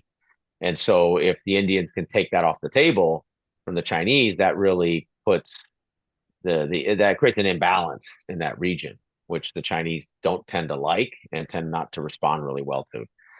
So, All so right. anyways, that's Yeah. the So Indian piece. Yeah, yeah, yeah, yeah, I just wanted to add one other nation in the island group would be yep, Taiwan. I just forgot to mention them. yep. Okay, so what are we looking at here? Oh, so this picture that we're looking at is the Russian performance based on Kursk and the last 4, 5, 6 months. So the what the Russians have done, which makes a lot of sense, it actually like makes real sense, is they've shored up the whole Pavlovsk front. They have lots of small rating units to test and probe the stability and strength of the Ukrainian units. They're moving all these mobile Lancet teams out there so they can knock off all these or try to knock off drones, which they're reasonably successful at. I mean, this we had a lot of initial wave success with drones, and then of course there's the response, right? Which we're in now. And Yeah, no, drones, which no. everyone Yeah, I was gonna said was say going to change all of history. Well, drones are going to change history until you have a response. And now no, I was drones gonna are just, yeah, yeah, yeah. for clarity for our listeners, Lancets are anti-drone drones. That's right. That's right. And it's a very uniquely Russian look. The Russians are clunky with what they're clunky with, and what they're not clunky with, they're phenomenal. Right. That's always been their MO, right? And so Lancet's, world class. I don't think there's probably anything remotely close to that. We'll probably build something better that costs 10 times as much and takes 5 times longer to make, And and then it'll the take five Ukrainians years or to the get out the Israelis door. will take them apart and make it Yeah. actually more Well, what functional they'll for less do, the money. Ukrainians will figure out like the waste pit in Russia that the original Lancet development team threw their stuff in, and somehow get all that stuff out, and then take our stuff and Korean stuff and whatever, and then glue some a magical, air sword together, and then that'll be whatever they make. And then we'll pretend it's not as good, and it doesn't exist until it's performance, and then we'll be stuck, and then we'll Yeah. be here in 2 years talking about it. So the Russian performance has caught up, which they always do, to the Ukrainian initiative when it's effective. When the Ukrainians have effective initiative, the Russians always catch up. But the Russians tend not to be able to retake that initiative unless they put astronomical resources in place. And I do believe if the Russians did that, the Ukrainians would back off, right? They're not going to take huge losses for this. So they would have a retrograde operation and defense in depth and move out, and maybe take 1,000 losses or 2,000, small numbers.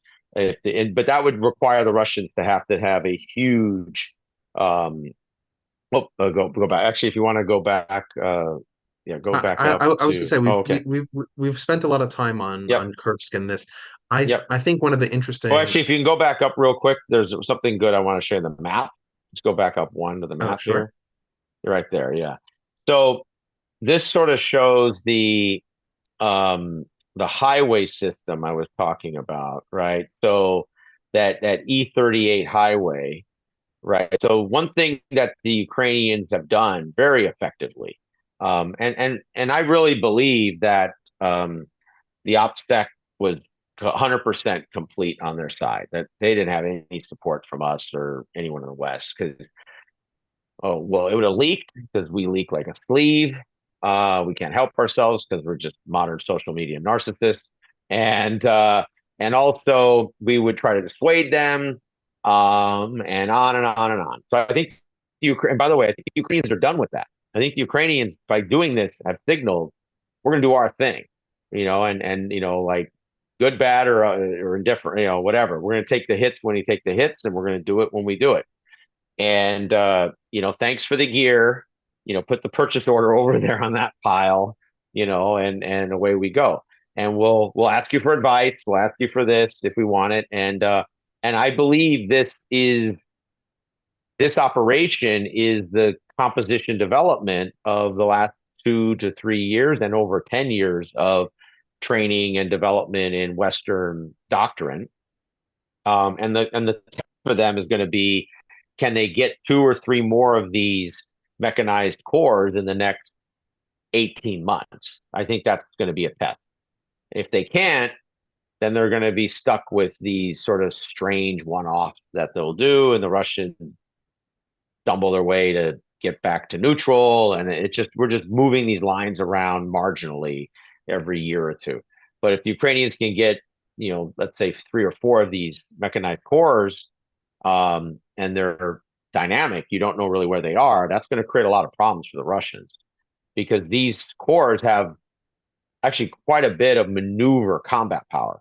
And it's pretty clear by this thrust that they know how to use their lines of disembarkment and attack, which means like roads. That's just a complicated way to say move along roads and create the right triangles on those roads so that you always have concentrating fire to whatever's coming at you, right? So the Ukrainians can do this after 2 months. So that's impressive because they could never do this before, right? There's only a handful of forces in the world that can do this. US, the Brits, the French, the Russians can if they somehow decide to at some point.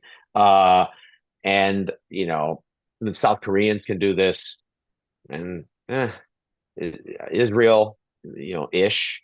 We're talking large forces here, and the Israelis haven't fought a force to force in 50 Conventional war years. in a So long time, yeah. yeah, so we don't know. I mean, I suspect they'll get right at it, but so it's a tiny number of forces in the world that can do this. The Chinese haven't shown we can do this. I assume they would stumble their way there just because they have so much mass. But part of what makes this effective is you do it with small enough forces that have enough combat power, which is basically a brigade, right? Because if it's a division, it stacks up, right? You don't move a division, like it's not a video game, right? You don't move a division wide to 10, 12,000 people, right? But a brigade is 4,000, 5,000. And so you can keep it contiguous and move it, they're spread out. A brigade is spread out no more than about 3 miles together collectively. And so that's a nice little map to move. So the Ukrainians are doing something they haven't done. Most people didn't think they could do, and let's see if they can do it again. And they can do it with another group of forces. Um, so, all right. So that was that map. And did you pass? I want to make sure. You Yeah, didn't yeah, no, pass no. the North I Korean passed piece several yet, did you? slides. Okay. Okay. We might go back to them. I think that a lot of our viewers would be interested Yep. in knowing about, Sure. because our US election dominates everything. Of course it does. Let's talk a little bit Sadly. about this war game and Yes. what it Please demonstrated. watch soccer in Europe, college football. Do something else, please. It's not just the American election. I, my hope and paint your dream is paint your room, buy a lamp, just do something else. Yeah. But anyway, my please hope and go. dream Yeah. genuinely is that people see that we've had one presidential candidate who ran since what, August? Yeah. And we have enough time to understand who she is and what she Yeah. wants and what she believes. So maybe we can join the rest of, the civilized world and have an election season that's like 3 months as opposed That's to right. three I years. mean, weirdly, that's what's sort of happening. So I think that's, at least we have is a month and a half to go, which I can't wait, like literally. Yeah. So anyways, what I found here, which is pretty cool. Um, so Syracuse ran this, 3-4 day event. They spent 3 months preparing it. It's, the Maxwell School of Public Affairs is a top, whatever 25 institute school of public affairs in the world. It's they brought in hundreds of people across academic, NGO, think tanks, allies, U.S. officials, in government, out of government, blah blah blah. Right? It was uh, probably a pretty cool thing to go to in the Adirondacks. If any of you've ever been to the Adirondacks at that time of year, it's pretty nice. But and so what they did is ran the scenarios a whole bunch of times, and this is the first published piece. They're going to publish all the data, which is looking to be pretty cool, and then they're partnering with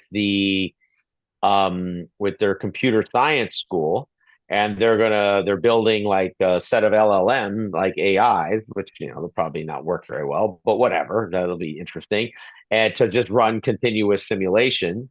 And this will be kind of an A/B test, which will be fun. And so I'll focus on this one.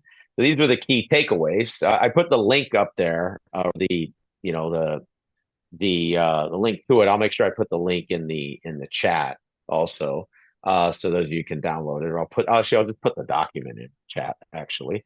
Um, and what I was going to say is these were the key takeaways, which I think are interesting. So what they found is that there was uh, an absolute inability to resolve the war in Ukraine um, in any kind of sort of foreseeable future timetable, where based on who won the election.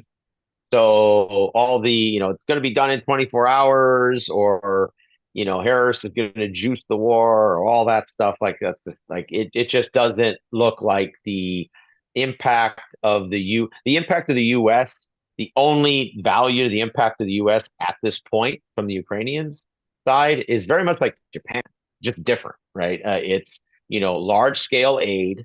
This roughly $1 billion every 3 days that the rest of the world is a billion every 3-4 days that in everything, right? Military, budgetary, humanitarian, everything. And one thing interesting about that is transitioning into things like trade actually. So that number is going to come. It's going to move around.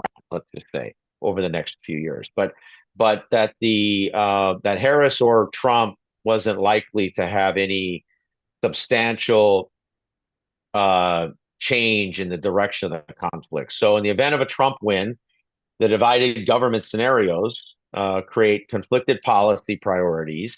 And then Kiev will want to balance maximizing this time to strengthen its military diplomatic position before Biden leaves office. And of course, we just already had this. So the remaining $5.5 billion of military aid authority, which is basically like an inventory. Think of it as an inventory warehouse, a whole bunch of them, but let's make it simple. Biden just approved that. So that flushes everything else he can flush out. And of course, the allies around the world are setting up their own version of this, which would be continuous. So that would backfill a lot of the U.S. spend militarily. And there's already existing authority that is pushing through a huge amount that wouldn't really change. And if Trump wins, the outgoing Biden administration will have little time to waste. They wish to maximize weapons transfers, which they talked about. So a ceasefire may be more likely under a Trump presidency, but is one that both sides will use to rest, rearm, rather than serving as a prelude to an actual settlement, which I think everyone believes, right? There's nothing that signals the Russians are truly committed to any type of lasting, enduring settlement here. And their way of war, whether it's this massive kinetic conventional or their traditional hybrid war, which they keep going no matter what, is the active, what used to be called active measures, right? That doesn't stop, right? So, I don't think that changes. And the Ukrainians aren't going to stop fighting the Russians uh, because people say you should stop fighting the Russians that are fighting them. Um, so in a Trump administration, Ukraine becomes more of a bargaining chip with Russia for a great power competition vis-a-vis China. However, notions that the Trump team could split Russia from China are ill-founded. We didn't really talk about China, but China, and I didn't include this, but I'll do that in a future presentation. But Russia's finally gotten the Arctic, Siberian, natural gas and oil shipping lane going, which is they've done their it took them about a year and a half because they have the best icebreakers that have ever been made. They're nuclear icebreakers. They're incredible ships. It's just if you want to nerd on something weird and awesome, just check them out.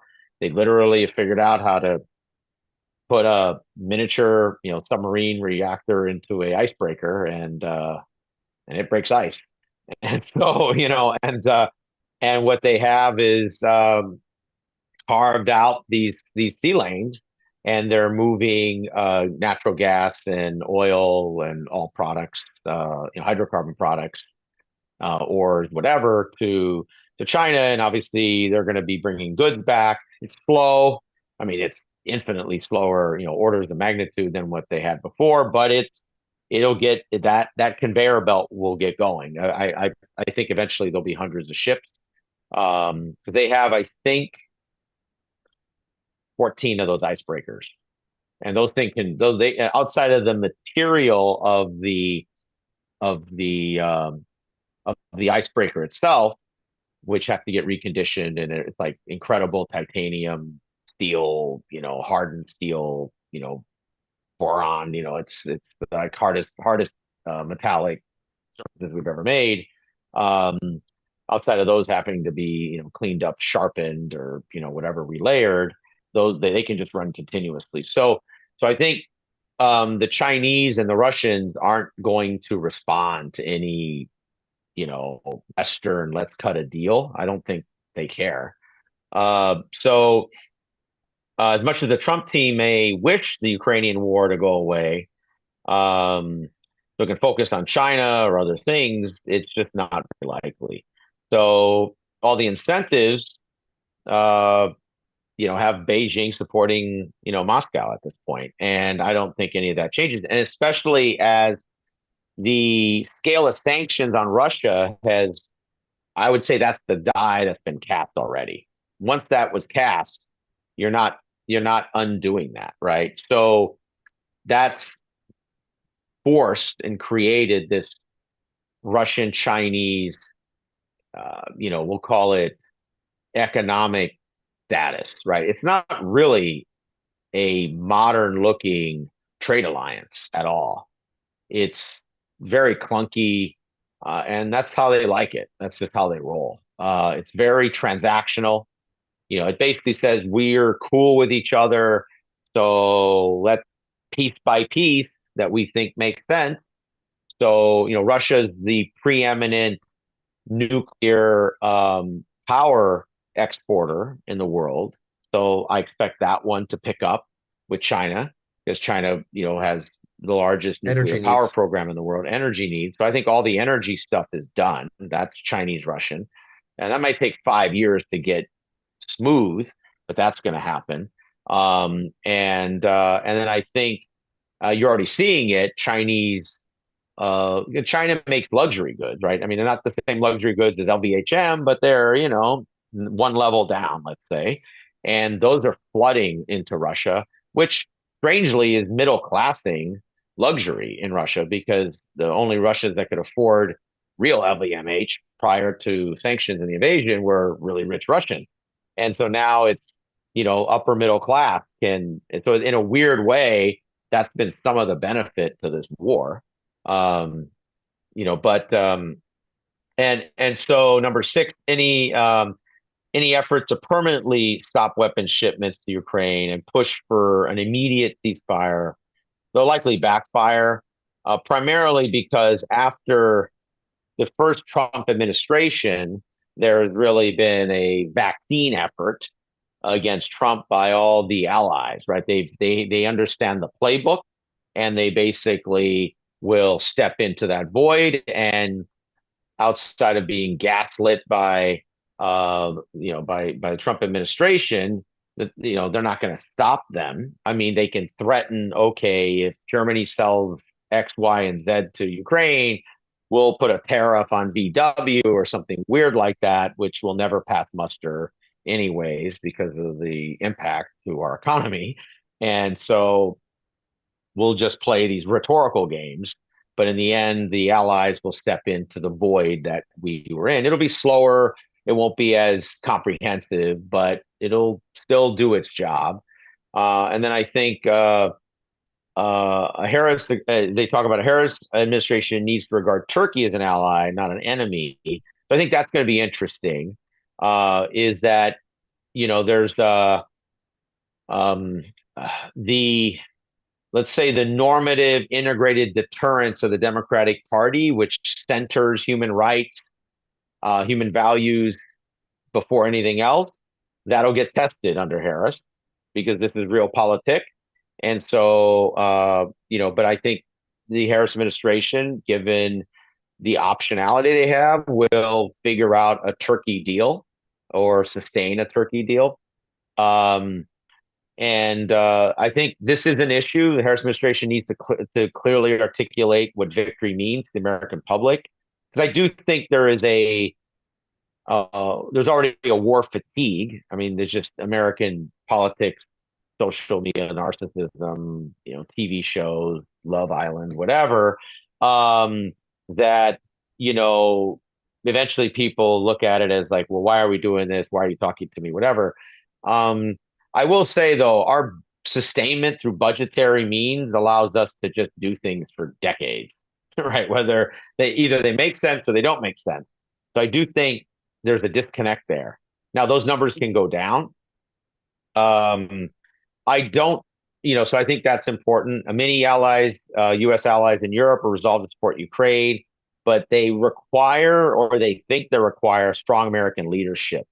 I actually think there's a scenario where a Trump administration coming in forces the European allies to actually have to step up in a much bigger way than they had before, which you saw multiple times when the budgetary authorizations were delayed by 3 months, 6 months, 9 months, as the Europeans had to step up each time. And then the last point, key takeaways from this wargaming was to ensure continuity of Western support to Ukraine. U.S. and allied officials need to have contingency plans in advance to deal with political crises sparked by the death of Zelensky or change in government or prospect of Belarusian invasion. Basically, some black swan type event, which could knock the momentum off of the Ukrainian side. I actually believe Ukrainians at this point now have a much deeper bench than we understand and give them credit. We've seen them change defensemen, all their ministers, right? People don't realize Zelensky basically flips his government every 18 months. And the place didn't fall apart. I mean, I'm not saying doesn't fall apart in other ways, but I'm saying like the campaign to defend Ukraine has not fallen apart. So I actually think the survivability piece is maybe a little overblown. So, anyways, that's the war game. I thought it's pretty interesting. I can give you the links. You can look at all the questions, see if you like it. If not, let us know. So, all right. Any other slides? The North Korean one, I want to go over. It's one slide, if you don't mind. I think that one's pretty interesting. Yeah, I think so too. So, yeah, this one shows. Maybe zoom in a little bit on the slide itself, if you can, if it stays clear. Hopefully, this kind of shows the timeline of the North Korean, the DPRK, Russian military relations, which really weren't that extensive prior to this invasion. Just like they're not very extensive with anybody because, well, they're North Korea, and so, um, but this is North Koreans are very opportunistic, and the Russians have had needs, and the North Koreans have probably one of the largest stockpiles of conventional military hardware in human history. And so this gives them an opportunity, especially with the Russians already under sanction, that the Russians can build some kind of military trading relationship and probably for other materials, maybe from China, even indirectly, right? The Chinese could sell it to the Russians, get it repackaged, and then get it over to North Korea for consumer goods, for electronics, for whatever, for vehicles, etc. So, but what you're seeing is, and I do think this is actually an enduring military relationship that's going to be reinstantiated, which does represent a substantial shift in military posture that South Koreans are going to have to deal with because there was a very static relationship with North Koreans for really decades outside of the nuclear program and some kind of succession kind of you know situation in North Korea of who's the scarier brother, sister, uncle, whatever, taking over, and some random ICBM testing. The situation in North Korea was and the DMZ and the relations was fairly static. I think this will embolden the North Koreans quite a bit for obvious reasons because they will believe or have at least tacit Russian support, especially if it to some level, right? Because the Russians and South Koreans had some operating relationship prior to this invasion, which is pretty much ceased. But so that'll be interesting. And the Russians have a very deep relationship in Vietnam, and South Koreans have a very deep relationship in Vietnam, right? So this is where it gets into 3D chess. So I do think the missile programs that the North Koreans have, these are going to be these are going to be prizes for the Russians because if they can, because to make missiles take a long time. You're not making these things um, like cars, right? You're making them more kind of like planes. So they take months, and when you count testing, up to a year, really. And you're only making so many of these per month. A few dozen, really, if you're lucky, maybe 50. That would probably be maxed out. Um, and so the more the Russians can leverage North Korean missiles while they husband their own missiles that they develop to catch up with the 1,000 they've already used. They've used somewhere around 1,500, which is probably going to take them 3, 4 years, maybe more, 5, 6 years to bring back their inventory. That's going to be important for the Russians. And it seems like what they're using these as more like indiscriminate terror weapons, right? They can target apartment complexes, basically big civilian robust targets, opera houses, hospitals, schools, universities, apartment complexes. That's like half the targets. The other half are military industrial. And if they can lob, it seems like what they're doing is like these wave attacks where they'll lob 50 of these or 100 of these at a time, once a month, or every 2 months. So I thought that was important to cover this because I think this sustains this combination of strategic terror that they can do at a distance when they don't jeopardize their fixed wing. One other, if you can go back up a few slides, because I know we're running out of time here, but a couple other pieces which builds on this too indirectly. Um, let's see. Yeah, up. Yeah, so the boosting of so right there, we'll start there first. The boosting of the budget. The Yeah, so the Russian force regeneration. Thanks.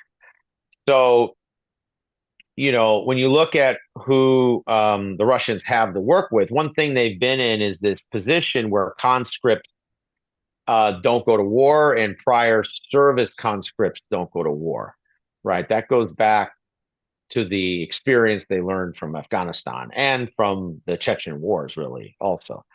Um, and it looks like they're sort of playing games on the edges with these, where they're they bumped they have twice a year decrees they sign on force regeneration conscription, basically in the spring and the fall. And typically it's 120,000 to 150,000, usually about 130. And the maximum in the last 3 years, and this is while this war has been going on, is 152,000. And right now it looks like there's 180,000 in the last in this most recent decree signed a week and a half, 2 weeks ago, which is an increase. And you're looking at where they're coming from, and that's what that little chart is on the right. So it looks like they are trying to bump up their conscripts. And when they have conscripts, that doesn't mean they're going to war. It just means they are likely using them to backfill positions that they have in support while they try to contract existing soldiers and forces to the front. And the bonuses that are out there now are pretty substantial. I mean, if you're from a nether region in Russia and basically you sign a life warrant to go to the front, and you get, seems like 50, if you do it multiple times, 100,000 US dollars, which when you're looking at purchasing power parity with the ruble now, it's probably couple hundred, 300 grand, 400 grand in ruble terms. I mean, that's life changing for your family. I mean, obviously, you go to the front long enough, you're probably going to die, but you're going to be almost old school people of the steppes, blood warrant, and your families aren't slaves anymore, right? That was the good old days, 300-400 years ago. So it's somewhat bringing back that Russian tradition of your family can get out of serfdom by you serving long enough in the Russian army, which used to be the Russian Imperial Army, which usually was 20 years, 15 to 20 years. And I was going to say that it's not live that just long. Russians who are attracted by That's this right. kind of wage. We're seeing mercenaries from China, from North Korea, from other places, That's right. especially the And one's being Caucasus tricked region. in. There's several thousand Indians that have been tricked in. By the way, one of the ways Russia screwed this up with India is, and I don't know how much this was a strategy. I think this was just knucklehead that didn't understand the implication up and down the chain. Several thousand Indians have gotten involved in this conflict, which obviously, a chunk have gotten killed, wounded, have had, let's just say, less than the fun Fight Club Netflix movie experience they thought they were going to have, and obviously the Indian government doesn't like its citizens running around doing these things for a bunch of different reasons. So that's caused a lot of friction, and it seems like the Russians have done a pretty reasonable job of trying to get all those Indians out of the Russian volunteer forces. If you look at the next slide real quick, it's the Russians have bumped their defense spending up quite substantially. And given the rubleization change in the value of the ruble, it seems like it's about 10% of GDP now is defense spending, which has been a boost to their economy, just like defense Any spending was government a boost spending to the would be. U.S. economy. But it's short term because you are ultimately crowding people out. because somebody that learns how to, because, let's be honest, there's not a big market of T54 refitting. So if you become an expert at a T54 refit, there's not a lot of marketplace for you with those skills. And you do that for 5 years or 4 years. Well, those are your skills. And, you can relearn, but you're going to have to be relearning. So it's going to be crowding out over time. And that eventually is going to, reduce economic output, because the things that Russians want is a consumer economy. People don't understand that Russia is more of a consumer economy than China is. They're actually a lot closer to the US, and they're a lot closer to many countries in Europe, even, right? The Russians consume and um, love product just like a lot of people do in the world. And so the Chinese are filling some of that demand, but obviously there's just a bunch of stuff that the Russians can't do because the war economy is taking millions of people, both on a military front and on an industrial production front, moving them around. So, and if you move up another couple slides, I wanted to get to a couple others real quick here. Um, Yeah, so where was it? Did I go down one? I think it was go down one from there. Oh yeah, right here. This was good. So what's going on, it's interesting here. Last big piece I want to cover is the Russians are moving their airframes to the east, to their east. Um, because that's at risk for them now. And as the Ukrainians get better, they're building these longer range Franken drones, Franken missiles. They're somewhere between a sort of a really awesome drone and a pretty lame cruise missile, right? Like that's what they're able to build now. And they seem to be fairly effective. They're not that big. So the kinetic makeup is more like 50, 100. I think the biggest maybe 200 pounds, or, so somewhere between 30, or, the low end 20, 30 to 100 kilos of explosives, which is enough to hit a target and do damage, especially if it's energy targets or armament targets, things like that. Because then basically the target itself does 70 to 90% of the work for you if you hit it with enough. Um, but it's nothing like having a Russian cruise missile, which has 10 times the kinetic impact. So, but so they're moving forces to the fight and airframes away from the fight. So I thought that was pretty important to cover, which hopefully, and you get to see some of the units. Perun and Rob Lee and others have done a great job in understanding, the forces. Now, the thing I would say is that the one thing about the Russians at this point is their force regeneration has been very weak, especially within existing units.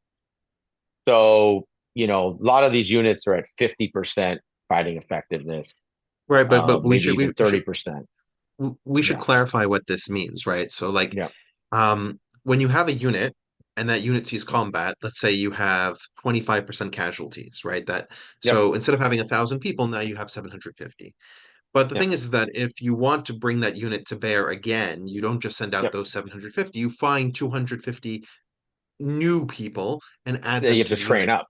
So That's that you have right. to train up. So the question is And of now, those 750, some are on contract. So let's say another 250 leave, right? And so right, then you never get back to 1,000, right? So now you're right. at 750 at best. And then, But you you go have to through worry about another wave. Go ahead. yeah, but you have to worry about cohesiveness. You have to worry That's about right. whether or not all these That's individuals have the exactly right. same level of training, whether or not 100%. they have an instinctual understanding of what the other That's right. person is going to do, because that 1,000 person group may have been working together for a year, right? That's right. So And so then the other piece yeah, of it is their equipment effectiveness goes down, right? Because yep. it's been used for a year or however long, however many waves of engagement they had. And so as time goes on, right, that effectiveness just drops, right? It drops substantially. 50%, 70%, it drops down. I mean, it drops to a very low level. And that's true everywhere in the world. There's nothing magically bad about this for Russia.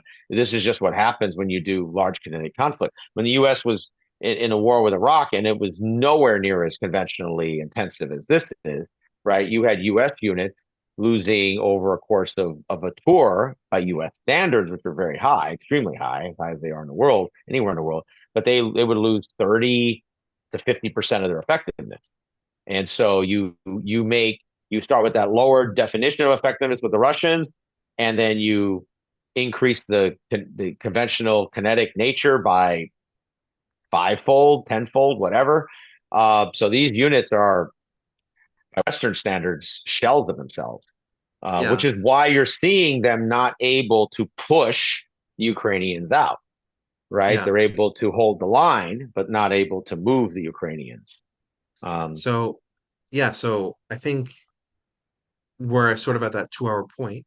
yep. I just want to make sure that we covered that question that was asked in the beginning, uh, which is which is that Russia produces lots of shells and the West is struggling to supply enough weapons, shells, and drones. Do we agree or disagree?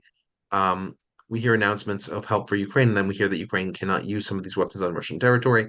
Do we think the West is holding back the offensive operations in Ukraine? I Yeah. think we answered the second half of that clearly. Yeah. So one Um, thing I will say is that, as I mean, any conflict of this scale that goes on for years, everyone is in a Frankenstein mode. It's a question of degree.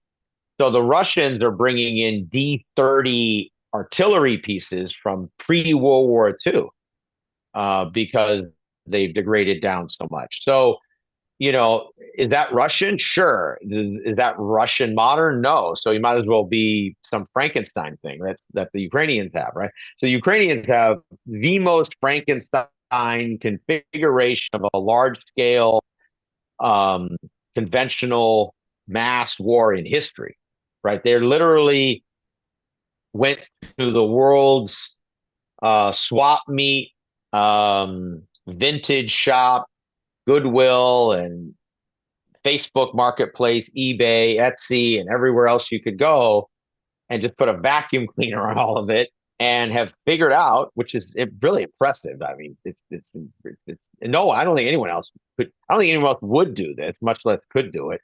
Um, Figured out how to inventory this stuff, cohesively attach it to units, or somewhere in some doctrine. So if they received 3 or 5 or 10 or 50, whatever pieces of kit from one part of history, and they got similar pieces of other kit, and those shared a maintenance cycle, they would make sure all that is put together in one unit, and that unit might be a little, or would be less effective from a total power standpoint, but it's going to be more effective from a sustained power, because the people can learn, okay, these old tanks, these old armored vehicles, these old artillery pieces, and you bring all those right people and train them up, and they're not.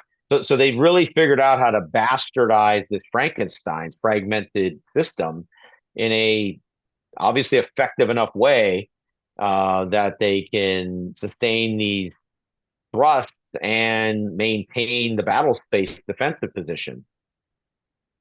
yeah. Um, All right, we have a which, rate. yeah. So go ahead. Yep, go ahead. Yeah, we have a raised hand, so let's. Sure. Hi, Charles. Yeah, hi. Thank you guys for putting in the presentation. Yeah, and thank you, Aaron. It obviously looks like you guys spent a lot of time on that, so really appreciate it. So unfortunately, I missed maybe the beginning, but I just wanted to kind of touch on the overall strategic situation as what I thought was mostly kind of focused on different aspects of war. So my, understanding is basically that the current military situation is essentially unwinnable for Ukraine, simply because if you look at the various large components of the war, whether it's military production, whether it's manpower, or whether it's commitment to fight, Russia, even since the beginning, even though their initial invasion was disastrous, has always had much greater resources. And essentially, we are seeing increasingly declining capacity from Ukrainian, even in terms of holding on to whatever defensive positions they already have. So, is that kind of the type of views you guys are coming to, where No, not at all. I don't come from that view, because the that's Russians, interesting.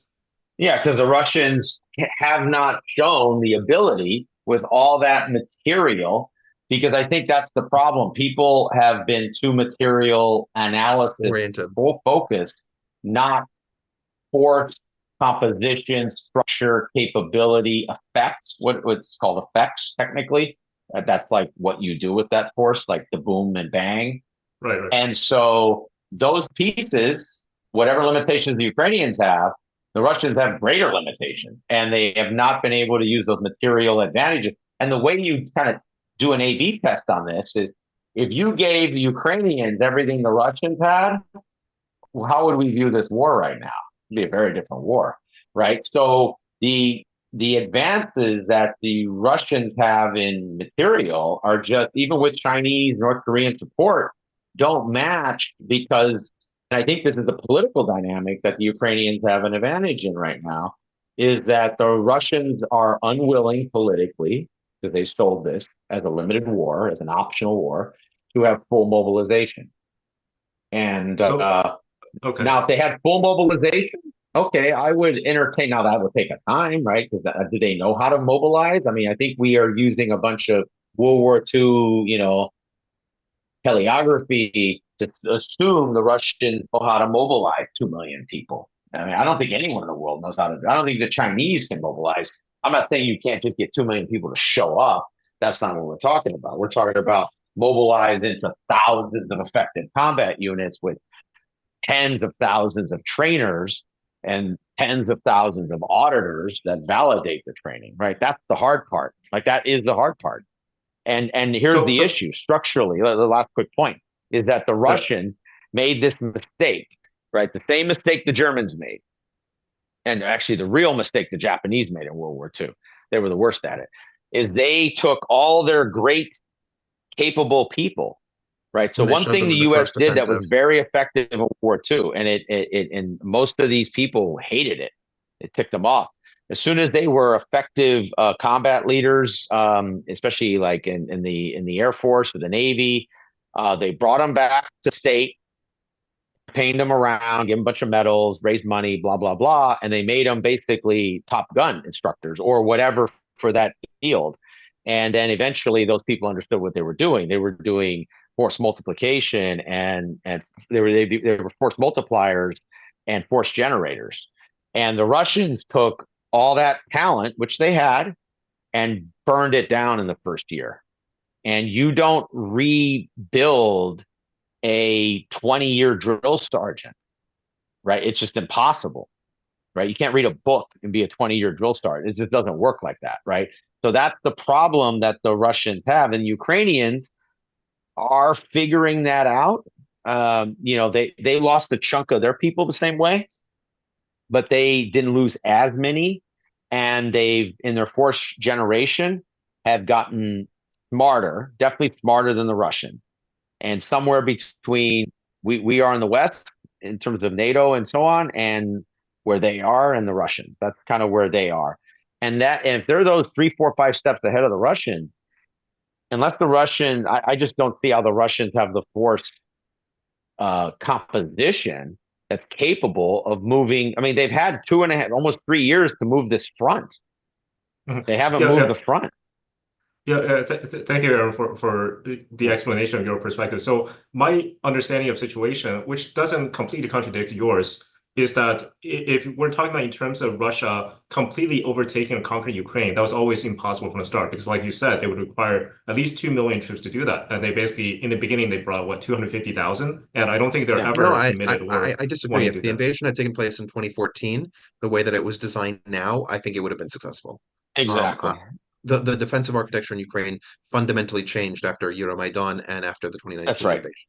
So that's right. But anyway, 2014, but not 2022 when they kind of began. Correct, I mean, at best, I think they were hoping for like a decapitation strike, which would not be equivalent to like complete occupation, but simply they were going to get a puppet or Russia friendly president in place. But my kind of current, I have a lot of affinity for the perspective, which is that unfortunately, if you look at a battlefield situation on the ground, is that Ukraine seems to be, now people may disagree, losing more men than Russia. And in terms of military production, yes, they're aided by the West, but Russia seems to have full capability. That what Russia is doing it's not necessarily, they're basically kind of conserving their manpower in the sense that, yes, they're not fully mobilizing, but they're also having enough with our current strategy, basically grinding down Ukrainian positions in the sense that they understand Ukraine does have ever declining strategic position in terms of manpower. I mean, Ukraine's having issues with their, drafting where you have draft dodgers. Like this political situation in Ukraine is becoming also more tenuous. That Okay, they're basically but looking to Charles, grind them down and so Charles, settle for a favorable term. Yeah. I've been talking about this for almost 3 years now, 2.5 years plus, is that if all of that was true, well, if that was all true and the Russians were that good at doing that, why can't they do the easy part after you did that and launch their version of those flanking, incursions and maneuver strikes, which would then, in essence, envelop large forces, large masses of Ukrainian forces. And the reason is they can't, right? They're not capable of it. And so I Yeah, believe, that I I think agree it's with. But I think where we but differ is so that, that means at the yeah. heart of the thesis, the Russians aren't winning. And it seems like fundamentally the belief is that people just have this almost dialectic materialism view of Russian victory, which is very tied to sort of Russian history, which I totally get. And when I talk about World War II, I, like everyone else, say that, just like I say that about the US and the Navy in World War II, the same way in the Pacific. But I just think that's a different world than we're in right now. And the Russians, the losses of their main material equipment has been so substantial. I mean, we're talking 10,000 plus pieces. I mean, Ukraine I has actually mean, recovered more weapons from Russia than they possessed at the beginning of the war. that's right. Um, That's exactly so, right. but there's another piece of this comment, Chris, that you make that I wanted to sort of poke at. Ukraine is actually not losing more people than the Russians. Ukraine is losing proportionally more people than the That's Russians, right. right? Russian casualties That's right. are more than double what Ukrainian casualties are, closer to 3 times. But Yeah. I also want to address sort of the diplomatic piece because if the view is right that you have what is effectively a frozen conflict where the Ukrainian side will increasingly become less and less able to defend their position, therefore the Ukrainians should sue for a ceasefire, right? That's sort of the logic. That would require two other things to be true, which is that the Russians are willing to accept the current position That's right. and that the Ukrainians are willing to forego the possibility of getting something better, whether or not that's, a 10% chance that they get something better than what they currently have, right? And neither of those is true either. So That's the right. Russians are not willing to settle for the current frozen The conflict status quo boundary. ante. They're not willing to settle for the status quo ante right now. Not even status quo any, like status quo Yeah. summer 2023, right? The Yeah. Russians are not willing to settle for that either, right? Yeah, it's true. Because they have the claim that there are these 4 provinces of Ukraine Yep. that they have annexed. Yep. Ukraine in summer of 2023 controlled portions of all 4 of those provinces. It's a fair So point. it's That's a fair point, so actually. so Russia actually can't accept the Nope. current frozen conflict border because otherwise Ukraine is maintaining an occupation of Russian territory under That's right. Russian perception of And Russian this is territory. the fantasy of the sort of I can stop the war in 24 hours or 24 days or whatever, is that this belief that, oh, you just got to get people together, which is totally true when you're looking to negotiate a contract for vending at a convention center for a conference. That makes sense.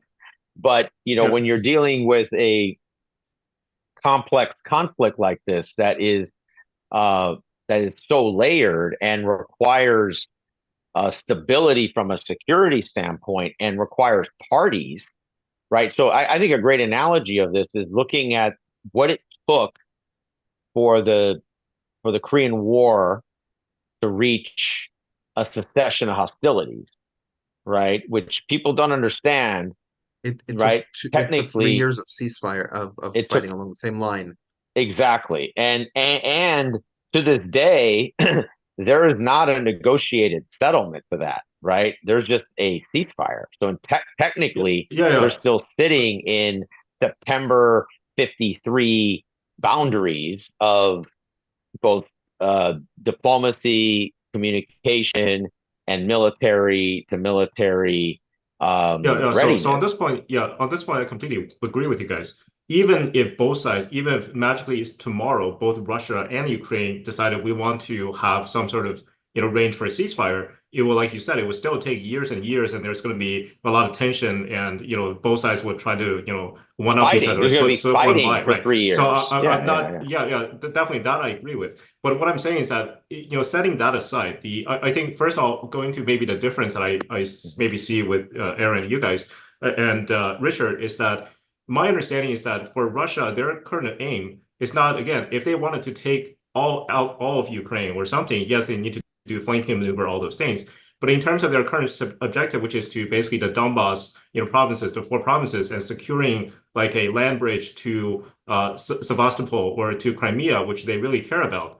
For that, I mean, they have a kind of slow but methodical way to get there, which is kind of grind down Ukrainians. And the way I they're doing disagree, that, actually. I right. disagree. So let me just finish, and you can, Yeah. So my understanding is that yes, they have domestic policies to pay attention to, in the sense that Putin definitely doesn't want to have a mass mobilization or drafting, simply because there's going to be a lot more political resistance within Russia, where nowadays, like the elites or even the middle class in most of their large cities, they can basically ignore the troubles of war, since they're not the ones being drafted.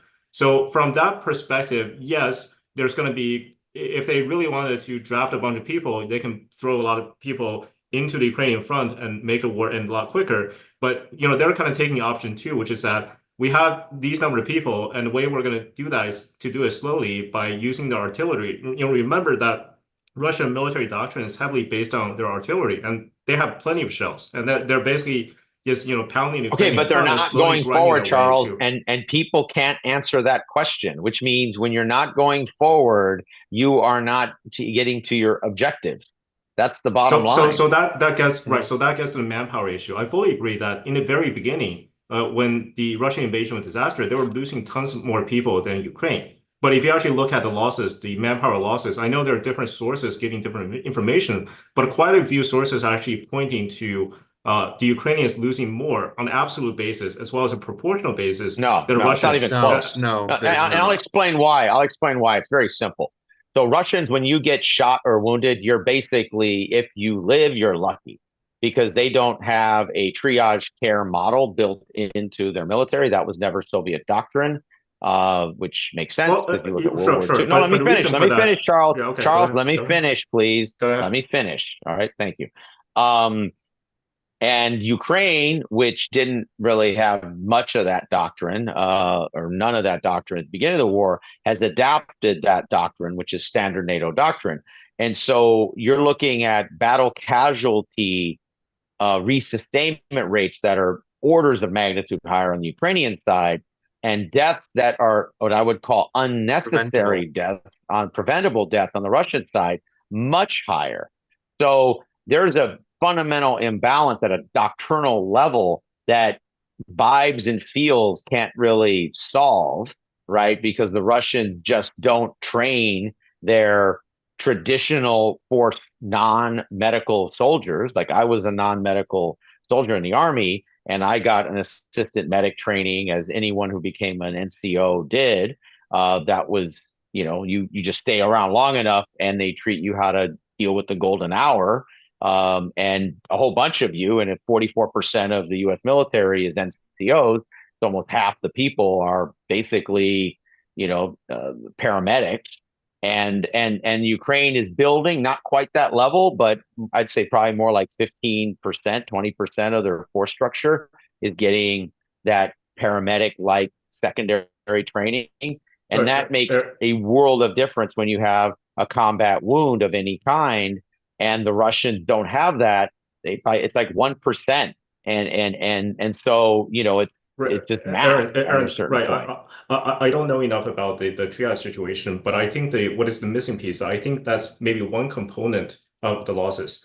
But the reason that I think I find the perspective that Ukrainians are losing far more men than Russia nowadays credible is because if you look at the military capability, how they're fighting the war, is that Russia is using, they have far more artillery. They're using far more artillery than the Ukrainians. And in Why terms can't of they air bring that artillery superiority, to Kursk? right? Why can't in No, 2 months they bring that artillery to Kursk? Explain because that. they don't, No one it's can. not a, well, no, it's because in terms of where their forces are positioned and stationed, their Russian forces were basically stationed not to, defend Kursk, but to, not all people can't have forces everywhere. So for Russia, yes, Kursk is Correct, the most correct, but undefended correct, but region, wait, right? but Right, but let's not let's get kind of, no, no, no, let but me finish my this point is first, right? Let me okay, finish my point first, Okay. right? So Sure. then you guys can, right. So my point is that the reason I find it credible is because Russia does have, it's not an absolute air superiority, but they have plenty of superiority. They have more drones, they're using more drones than Ukraine. And in terms of how they're fighting war, they're kind of also, hunkered down. They also have more artillery support, and Ukraine doesn't have that. And there's also a lot of circumstantial evidence in terms of Ukraine losing more men, in terms of their drafting situation, right? How Ukraine is recruiting the men. You can see the way that they're drafting is, meeting with increasing resistance within Ukraine there, and the average age of the people Ukraine is drafting into the military is like something in the 40s, which is a telltale sign that they're running out of people. So basically, what a lot of people are saying, the Russian strategy is essentially they realize that Ukraine is actually running short on manpower. This is no joke. Like plenty of people have left the country, and plenty of people are kind of dodging a draft. And now it's becoming a situation where they have a deteriorating situation in Ukraine. It doesn't mean Russia is going to, walk across, take over Ukraine. That's not possible or strategically Why can't wise. they But move? they have, Why can't they move 15 kilometers, Charles? They can't. They can't take 15 because kilometers. they're shelling them, they're pounding them down. And actually, if you look at the Kursk situation, yes, but oh yeah, but this is the point that I think Aaron's trying to make to you, and that I've and that he you may have missed earlier in the conversation. Artillery by itself doesn't win the conflict, right? You have to have artillery combined with some sort of mechanized infantry, forward movement, and possibly air cover, right? That's the way that you get ground. Russia has those three elements. They have infantry, to a certain degree mechanized. They have artillery and they have air support, but they can't seem to coordinate them in any way that That's actually right. allows them to take territory on a consistent basis. That's And this exactly right. and this is the other point that Aaron was trying to make when he was saying, why after 2 months can they not get that artillery to Kursk? There is no functional reason why Russia should be unable to do that. The train lines and the highways are moving over relatively flat terrain. This That's this right. is something that a country but like, okay, wait, let me finish. Like, let's say okay. Belgium would be able to remediate that kind of situation if Belgium was in control of that kind of region and that kind of territory. The fact that the Russians can't do that says something about their ability to use all of these elements in a functional way to actually achieve the outcome that they're actually trying for. Unless the outcome that they're trying to achieve is a World War One style trench conflict. If that's the goal, right, and the goal is attrition of Ukrainian bodies, then they're achieving that goal. That's the only goal that they seem to achieve. That's They don't seem exactly to right. achieve any territorial goals. They don't seem to achieve any technological goals. The only technological goal, and we talked about it earlier, was the Lancet.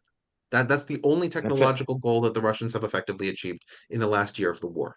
So Okay. that goes to the point of, I agree with you that the maximalist aim of a fully liberated Ukraine is a less than 10% viable future. I don't think that that's likely.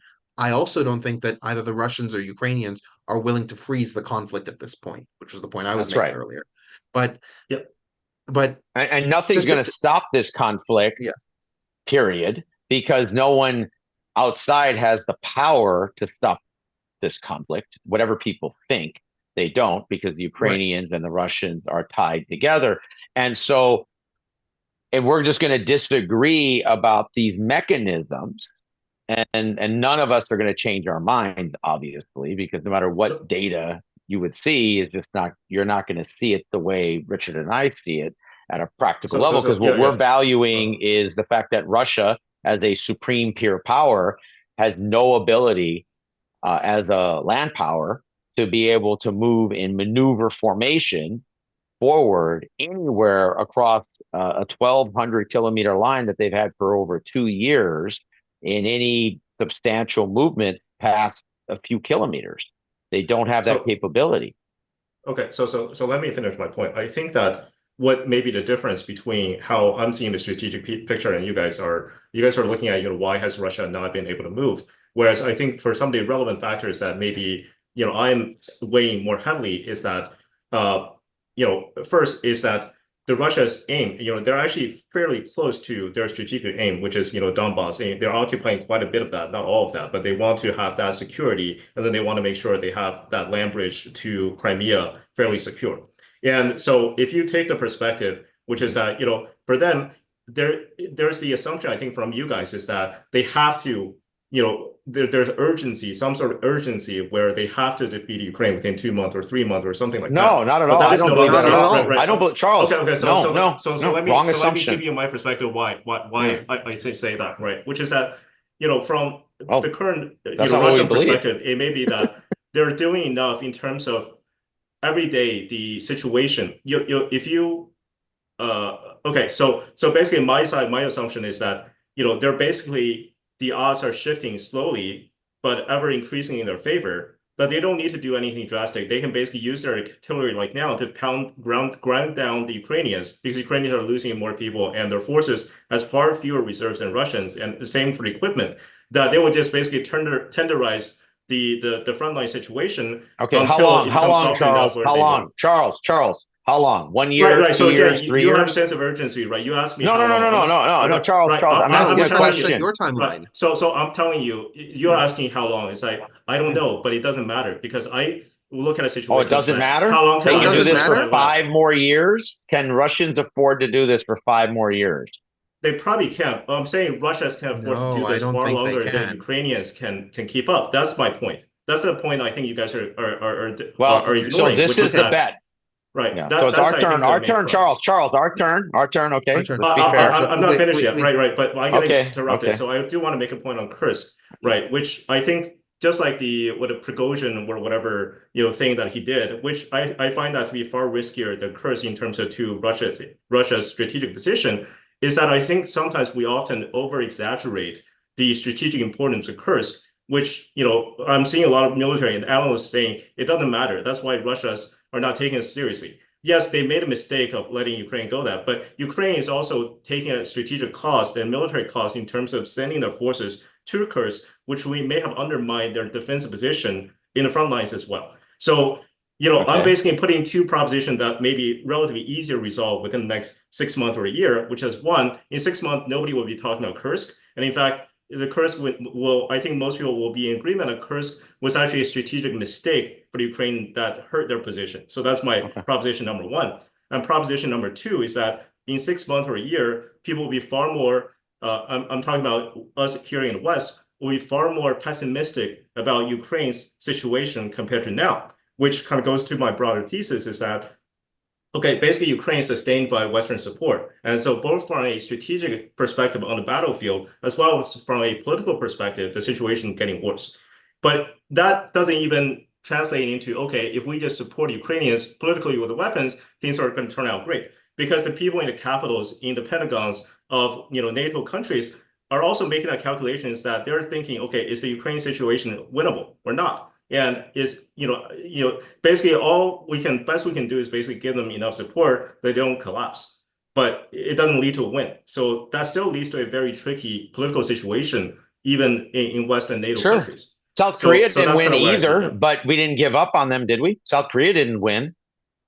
No, South They Korea, didn't we had but right, you Yeah. say South Korea, but you can also say Afghanistan or Iraq or any of those situations. But No, I think that I the don't think situation, it's the same. I don't think it's the same. I think South Korea is a far better analogy, actually, the because South Korea basic. situation Mhm. was that both sides got what they want, which is that South Korea would have, or North Korea would have collapsed without Chinese troops. And China didn't care about North Korea taking South Korea. They just wanted, the American troops to not be on their border. So basically, they were Yeah. happy to push it to the parallel. And then, as far as if they kept pushing, then they don't want to fight American troops, and America was Sure. also tired of losing troops. So that created a strategic equilibrium where both sides decided, okay, the people who matter is like, yeah, let's just cut it off here. Whereas I think the Russian situation is that if you want to call a strategic equilibrium, is that Russia will be happy to kind of push a little more for the Donbas regions and then take that over. The problem is, I think I understand completely. If you're Ukrainian, I'd be pissed as fuck. I don't want to give parts of my country to Russia. The problem is they don't have the strategic or the military capability to change that. They absolutely have the military capability to change that by attempting to put these mechanized corps together, which are mobile and are Right. destructive I could and are. Let reverse. me I could finish, reverse Charles. the question. You Is talk. Charles, oh, you had 5 minutes. okay. Go Please, you ahead. got to let us go. All right. Um, so the Ukrainians, their opportunity is number one after 2.5 going on 3 years. The war's not ending in the next year. I don't think anybody believes that. If it did, then why didn't a year ago it didn't end now, right? I don't think there's anything out there, some imminent collapse on any side. So the enduring nature of this war for another 3 to 5 years, my prediction is 2030s. That's my prediction. That's been my prediction for a year now. Now it'll be at different calibrations of intensity, but that the conflict will just be a long-term, enduring, intensive fight. You'll have two hated parties, which make them almost impossible to have any kind of resolution or settlement. Even when people want to have settlements, the parties will break those settlements. We see that going on all the time in the Middle East. We saw it, in Colombia for 30 of the last 40 years, and the 60-year conflict they've had. That's actually the norm, actually. So I think that's what this conflict settling into.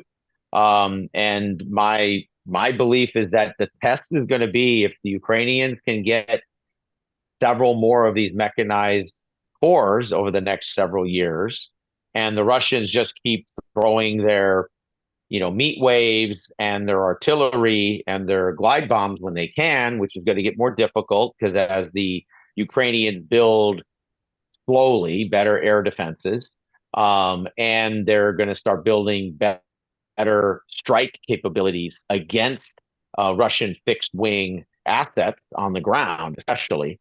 And that's where the evolution of the Ukrainian war is going after stockpiles of Russia. I think that's the strategic evolution. And that what we're paying for right now is the degrading of Russian land forces, the greatest degrading of Russian land forces since World War II, basically. And if the Russians want, at this point, I argue they've degraded their land force capability by a third. And if they want to give another third away for a fifth of Ukraine, which Ukraine seems very happy for that trade, and we're very happy for that trade, and the Russians seem to be very happy for that trade, well, then that's the trade we're going to make for the next 5 years. But I don't see this sort of the Russians are winning, because if the Russians aren't able to achieve resolution at some point, not just less Ukrainians can fight, okay, but you still can't take this defensive position, right? I mean, If the Ukrainians have a, yeah, go ahead. I was going to say, because I was taking notes when you were making your argument. The first thing that you said is that the Russians need to reconquer this territory, that the fundamental goal, right, is the liberation from the Russian perspective of those four provinces. That requires taking land, which means that the goal isn't, as I said, the only goal that Russia is achieving, which is um, uh, sorry, when people get attrition, which is attrition of personnel, right? So they're not taking territory in any effective way, right? So that was one of your fundamental goals, and that's not happening. You then talk about the artillery. The majority of the artillery that they're using is not in terms of pulverizing the Ukrainian front line. The majority of the artillery that they're using is at physical buildings and other structures in the various cities of Ukraine in order to create public outcry. Like that's the purpose of the majority of their artillery. So they're not using it in connection with their forward movements. And I think you vastly underplay how many Russians have been fleeing the country. I think it's up to 5 million now, something around that, in order to avoid the draft. Like they've shaken up Georgian politics quite substantially by how many of them have immigrated to Georgia. Uzbek Um, now, Uzbek politics, Kazakh Uzbek now is politics, next. Kazakh Yeah. also. So Yeah. it's not just Ukrainians who are fleeing the war. In fact, I think the coverage that we have of Ukrainians fleeing the war is as good as it is because of the media transparency that Ukraine has That's relative to right. Russia. When we look at countries that have similar levels of media transparency to Ukraine, like Georgia, we see how much the change in population has occurred. Because Georgia is literally looking for places to put these people and try to avoid an ethnic conflict in the next 10 years because of how many Russians are in Georgia. So, Yeah. So um, okay. so I think we've all heard the various points here. I think if anybody else has a Well, question, if I can just kind of address some of that, I'll try to do it really quickly. So, okay, since you guys have kind of put a position, I'll also kind of put what I think is going to happen. So, I think in terms of, again, I could ask a similar question when it comes to the mobile Ukrainian units, which is that since Ukraine is very, their position has always been, we want to recover the lands, no inch of territory, right? Crimea is a separate issue, right? So if Ukraine has all those things, why have they, struggled so much to retake those territories? Now, you could say that Kursk, I don't think Kursk will amount to anything. In fact, they don't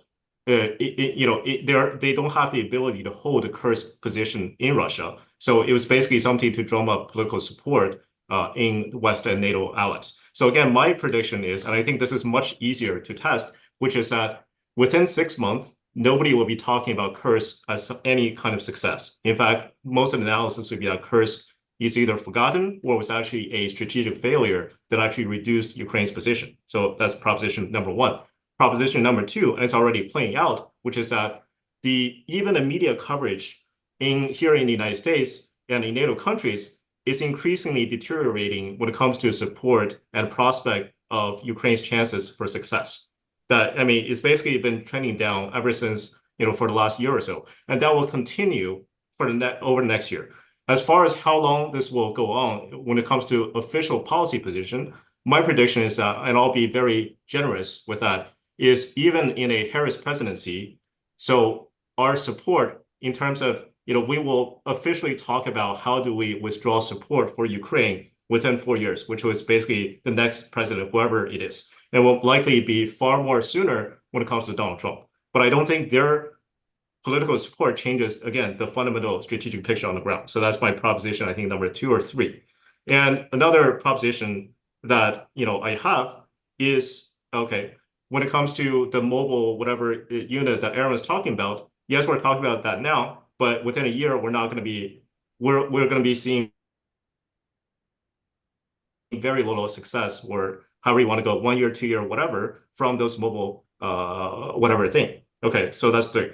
Regarding the military draft, I fully agree with Richard that, a lot of Russians, millions of Russians have kind of moved to other countries, but that was mostly in the beginning of the war. So that has not changed, the strategic situation in the last basically year and a half. Like the major turning point was when the Ukrainian counteroffensive, what they should have done is kept those reserve troops in defensive positions, but they launched it into a counteroffensive and actually lost a lot of men. And ever since then, basically, it's nail on the coffin for Ukraine. And I think as the situation deteriorates, the media will start reporting the reality of the situation. We're going to be hearing that more and more. So I'm actually fairly confident making up. I'll even bet money on those things if you guys are willing. All that matters is Ukraine's will to fight at this point. But anyway, so let's move on because other people we've had this discussion for about 25 minutes. Appreciate it, Charles. That was great points. And I don't know if anyone else that has other questions or did we have any in the chat also, Richard? That I did put the paper of the Harris Trump. there were some questions from earlier. Yeah. Whether there's a possibility of Lukashenko entering the war.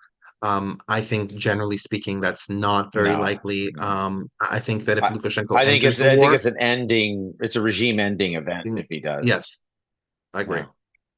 Yeah, I just don't think it's realistic. Especially since a lot of Belarusian anti-Lukashenko forces are among the Ukrainian army. Right. I think that they would try to seize the opportunity. That's right. To do something. But yeah, Mark has a question. Mark? Yeah, thanks. I figured my question was best spoken than written. And I'll try to frame it as well as succinctly as I can. But when I think of the war, how it started, Putin thought it was going to be 2 weeks. And now we're approaching 3 years. Sure. So that in and of itself is a indication of success, and the lines on the map, I would be interested in seeing a comparison between the Western Front in World War I and this Russian-Ukrainian front since it stabilized. Which one moved more, the Western Front or this line? Because it's like the Russians just have made advances in the terms of kilometers. But what I think is Putin simply didn't have or his strategic goal was basically to take over a bunch of Ukraine, lop off the government, and put a puppet government in place. Once he got into trouble, that was out the window, and he hasn't really come up with a viable strategic goal, only the tactical goal of taking those 4 provinces, for which this war is certainly not worth it. And I have a feeling that Russia is kind of floating around, not knowing, not having a real a strategic goal in mind, nor is anything really viable. And with the Ukrainians, their strategic goal is to keep their country and to turn towards the West. So in terms of strategic goals, I think, what do you guys think? I think Russia is kind of lost here. Well, Yeah, I mean, I think, this, yeah, go ahead. let me start this. This was sort of one of the things that perhaps the conversation with Chris should have pinned down a little bit more. Charles, it was Charles. Charles, sorry, with Charles. Yeah. Right. What is the strategic goal of each country? Right. If the goal of the Russians, and we're taking it from the beginning of the war, to create a puppet state in Ukraine or to directly annex Ukraine, that's completely off the table. Exactly. I think if the Ukrainian goal is a full return of the 2013 Ukrainian borders, I think that's largely off the table. I don't think it's entirely off the table, but I think it's less than 10. It's 10% or less Yeah, likelihood of that's going to happen. it would require a 1917 collapse, a type of collapse of Russia, which is probably Correct. not in the cards. Well, more Correct. importantly, objectively, which we don't talk about, is that area has been made unlivable structurally. So Well, yeah, it's they've got, you're right, that the Russians have conquered nothing in terms of value. yeah, and so what's anything- happened is it would take $1 trillion to just make that area useful again, and that would be like North and South Dakota trying to turn it into Chicago or something, and Yeah. it's just no one's going to spend that money, and so it would just be blood and soil territory that you would claim based on a flag and a fence. Right. So And now that's now why if there's not wait. realistic. Yeah. Anyways, If I can make one point before, So wait. So then one point before Richard. wait. And so then if you revise those points and say, okay, now the Russian current aim is the 4 territories, and the Ukrainian objective is, I don't know, Crimea or one of the 4, right? Then the odds sharply rise for each one being able to achieve their objectives. Now, I think, and our point was earlier that I don't think that Russia can actually capitalize on the territorial gains that they actually claim that they want in that a smaller set of objectives. But I would agree that those are both more likely. Yeah, I agree. So Mark, sorry. what was your point? Well, I guess my point was it was that Russia and what I was going to say before regarding the Donbass and Luhansk and Zaporizhia and Kherson is that the population that is left there, 90% of them hate Russia and Russians. They've where they had been kind of pro-Russia before, now they hate the Russians. So they've conquered areas where the population hates them. So what have you really gained? So I guess my overall point is the Ukrainians have already they have won so far their strategic goals of staying independent and getting connected with the West, which they're oriented towards the West, where the previous president of Ukraine had signed ran away from that deal with the EU and signed a trade deal with Putin, which Ukrainians didn't want to look east. They want to look west. And that's been successful. The Ukrainians are integrating much more with the West, and the West is much more open to Ukraine, which before they weren't. And there is serious talk about them joining NATO. There's serious talk about them joining in the EU, and not even talk. Ukraine now has bilateral defense treaties with the U.S., I think with Poland, Sweden. I don't know how many other countries. And those are, The Baltics, yeah, I think so as well. And so Finland. that's Yeah. that's not just prospect. That's happened, and that's what that could even matter far more than These four provinces. Territorial. yeah, and this is much more of a guarantee for Ukrainian security than any part of being part of NATO, because those eastern countries, they'll fight for Ukraine. If it comes to it, they'll fight because they know they're in the same boat, and that's something Putin has put them in the same boat. And that's one of the great strategic errors of Putin, and overstretching in trying to recreate Stalinistic Russian imperialism when they were just too weak. It was too late. And so this accelerates Russian decline. Yep, exactly. Yeah. No, I And think that's our this, thesis. I think we agree with that. Yeah. yeah.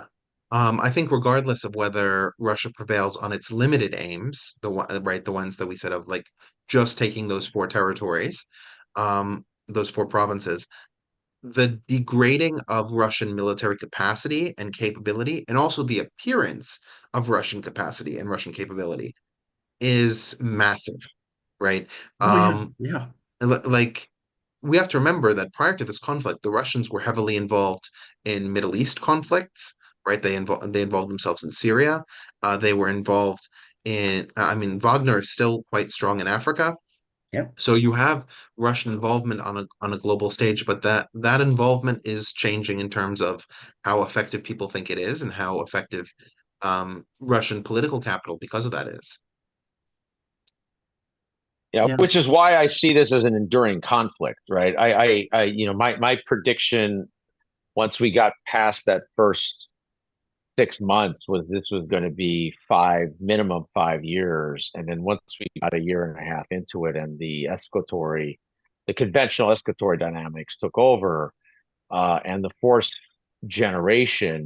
scale of force generation on both sides, your mobilization, uh, grew to the scale it did, then that really shifted to me, 8 to 10 years. And now at, almost 3 years now, I see this as, definitely through the rest of the decade. I don't see any mechanism of changing the structure to this conflict in any substantial fashion, because neither side is going to demobilize, neither side is going to accept the regime determinants that each one wants. Neither side is going to, back down, and both sides. And I think the challenge for Russia is that Ukraine is gaining deeper strike capability, and Russia is hamstrung because of the neighborhood in not striking NATO territory. And so they have to make some business decisions of, do they expunge resources to try to strike or focus strikes on Western Kiev, and I'm sorry, Western Kiev, Western Ukraine, and which they've struggled with accuracy in long range deep strikes, and so that's likely, and they're very expensive for deep fires, so that means it's likely to be larger drones. And so that's the choice the Russians are going to have to figure out, because I don't see them striking into Poland, um, or and the Baltics don't really provide much support at this point, or Finland. So the only material strikes that would benefit them is really Poland at this point, right? So because everything is a conveyor belt really through Poland, Czech Republic, etc. So I think that's where the Russians are somewhat stuck on in their deep strike campaign, whereas the Ukrainians, as they build slowly, and it's Frankenstein-like, let's not pretend it's anything else, as they can get their Franken missile droney thingies that are, can go 1,000 kilometers, even maybe 2,000 eventually, and rig old planes and all kinds of stuff. They're going to hit air bases, right? They're going to hit depots, right? That's the strategic targets of value for Russia, is just hitting the core components, whether it's their S-300-400 systems, their airframes on the ground, their hydrocarbon industrial production, storage, and also any weapons and armor depots that they have, right? Those are kind of the big juicy targets, those five. And it's going to be hard for the Russians to stop that from happening, over the next 2-3 years, as the Ukrainians just get better at making their own organic versions of their, Franken drone missiles. And that's going to put pressure, however much they mobilize, it's just going to put pressure on their forces, because they're already in a weakened state, and you start taking away all these key enablers. And the Russians are just going to be, sure, they'll have a unit there, but that unit is going to have 20% effectiveness. Well, Aaron, one thing I would say to that is as a poor analogy, but it's kind of a joke. If you just look at resources and population in terms of who's going to win a war, like some people are saying with Russia and Ukraine, if you put all those variables into a regression equation and say, okay, who wins, the U.S. or Vietnam? Well, the U.S. would have won Vietnam in '65. Okay, exactly. So it's not it's a guerrilla warfare. It's not conventional warfare. It's a poor analogy. But the point being is that you can't make it. It's too simplistic of an argument to say Russia has more resources. That's right. Look at the Winter War. All they have to do is throw more men. I mean, look at Iran, Iraq. Actually, I think that's a pretty good analogy, because Iran was a brand new regime, kind of a basket case. Definitely, its conventional forces, while they were there, they weren't a very well-trained force at all. And you used artillery to pound down cities. Yeah, exactly. And Iraq was, definitely a conventional military balance leader in that region, relatively speaking. And so, and they had a huge front, similar to this. And you had really the same doctrine, right? I mean, same doctrine, same equipment, same tactics, same management. I mean, it's a lot of the same stuff. Smaller level, obviously, but not by that much. Maybe 2 or 3 times smaller, something like that. And so, I think the challenge that Russia has is, and I've said this from the beginning, can Russia make this fight smaller in a way that's surgical for them? To do that, they'd have to actually have this combined arms capability and put some of that at risk. But if they could do that, I think they could change. They could absolutely. If they could do that, they wouldn't have ended up in this situation. Agreed, anyway, and that's the problem. If I could, I hadn't, Aaron, I hadn't quite finished my point about the Russian resources, Sure. in that they are stymied because of Afghanistan. And I don't know the exact, I'm not, I can't say this with any precision, but they can only draft so many people. The Russian people are, although mostly in favor of the war, aren't in favor of dying for this war. And so that's, and eventually Putin is going to run out of rural people to seduced, so to speak, to incentivized to go to this war, he can't start drafting Muscovites and people from St. Petersburg. So a lot of those resources, it's not like 1941, it's not the same regime, and the Russians are not facing an existential threat, and the Russians know that. So a lot of those resources that people like to compare between Russia and Ukraine, Russia doesn't have access to them. Not for this war, anyway. If That's right. the U.S. were invading, yeah, and the Germans and everything, the Chinese and everything, sure, it'd be much more analogous to 1941.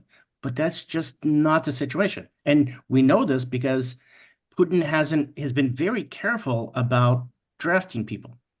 He's done it very cautiously. And a lot of the draftees don't go there. They fill those back positions, as you had said, Aaron. So it's a very well matched, there's an equilibrium of force right now. That's right. And the Ukrainians and the other way that you get out from that superiority of manpower is you do what the Ukrainians did recently in having hundreds of drones attack that was it 3 different sites of weapons cache, not weapons caches, not warehouses. They had Depots. Thank you, depots, Yeah. and then that one of them registered on the Richter scale of 1.3. Yeah. And that's how you get at the Russian, because you can have all those men, but if you don't have the artillery shells, the machine guns, all that kind of weaponry that all blows up, well, they can't use it, and they That's right. become much more weak, and their force power, their offensive and defensive, grade, so to speak, if you want to quantify it, just goes down. That's right. And one other thing I think is that there's sort of a pecking order or a stack list when it comes to those targets, which the Ukrainians have those same targets, right? That Russia, if they had the real capability, right? The targeting guidance, fidelity, which for whatever reason, they just don't seem to consistently have. They have it at times, but it's not very it's just not consistent. Because Ukraine has a lot of targets also, but the Russians just don't seem able to consistently target those in a sufficient manner. I do think the Ukrainians are more fragmented, which is good and bad, right? The good part of it is that nothing is very devastating when they're hit. The bad part of it is it takes more time to coalesce and consolidate and pull pieces together, but that's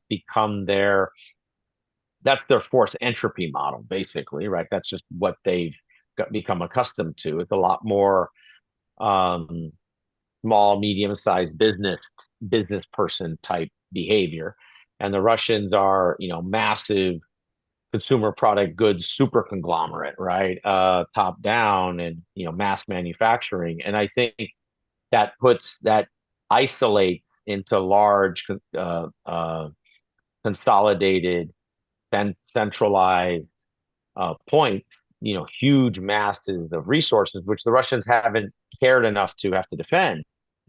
But if they have to start putting Lancets and F3 and 400s, back into the rear of central Russia to defend these areas, that has a cost over time, and I think that's a challenge that the Russians are going to have to deal with, because those resources aren't free, right? The expertise to become an air defense person is not trivial. You don't get trained in a week or a month to be capable in terms of air defenses, right? Air defenses typically take, minimum training of 6 months. That's just to be at the low end of the totem pole, and generally several years to be in the mid-level, and 3 to 6 years to be really capable at making real decisions, and that's with a few senior people that are 5, 10, 15-year people. There's only so many of those they have, and so it's not as simple as like, oh, I see it, point it at it, shoot it, right? Like, that's not how air defenses work. They're really complex, integrated air defense architectures with multiple layers and levels of systems integration and and targeting and communications of who's targeting what, where, who's offering a signature, right? Oh, we've never turned this on right now. Let's save this one. This one over here, there's already a signature. They're going to target it, but at least now we can use it. So there's all these very complex decisions. You don't have, junior conscripts making these calls, and the Russians only have so many hundreds and thousands of these trained people, and they need them at the front. They need them now in the middle, and now they're going to start needing them in the rear. And so that starts putting different pressures on the Russian forces that the Ukrainians haven't had to the same degree, and in some ways have been less protected. And Charles is right about some of those. He's absolutely been right about those.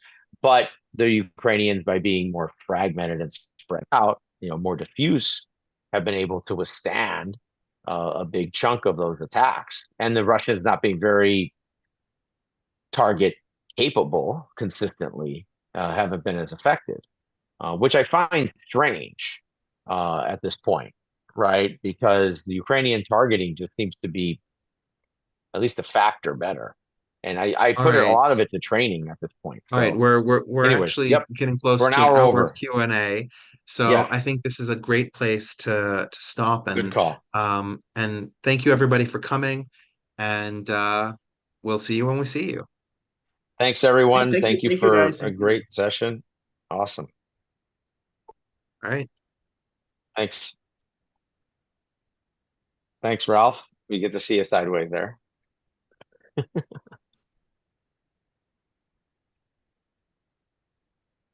Thank you, everybody. All right.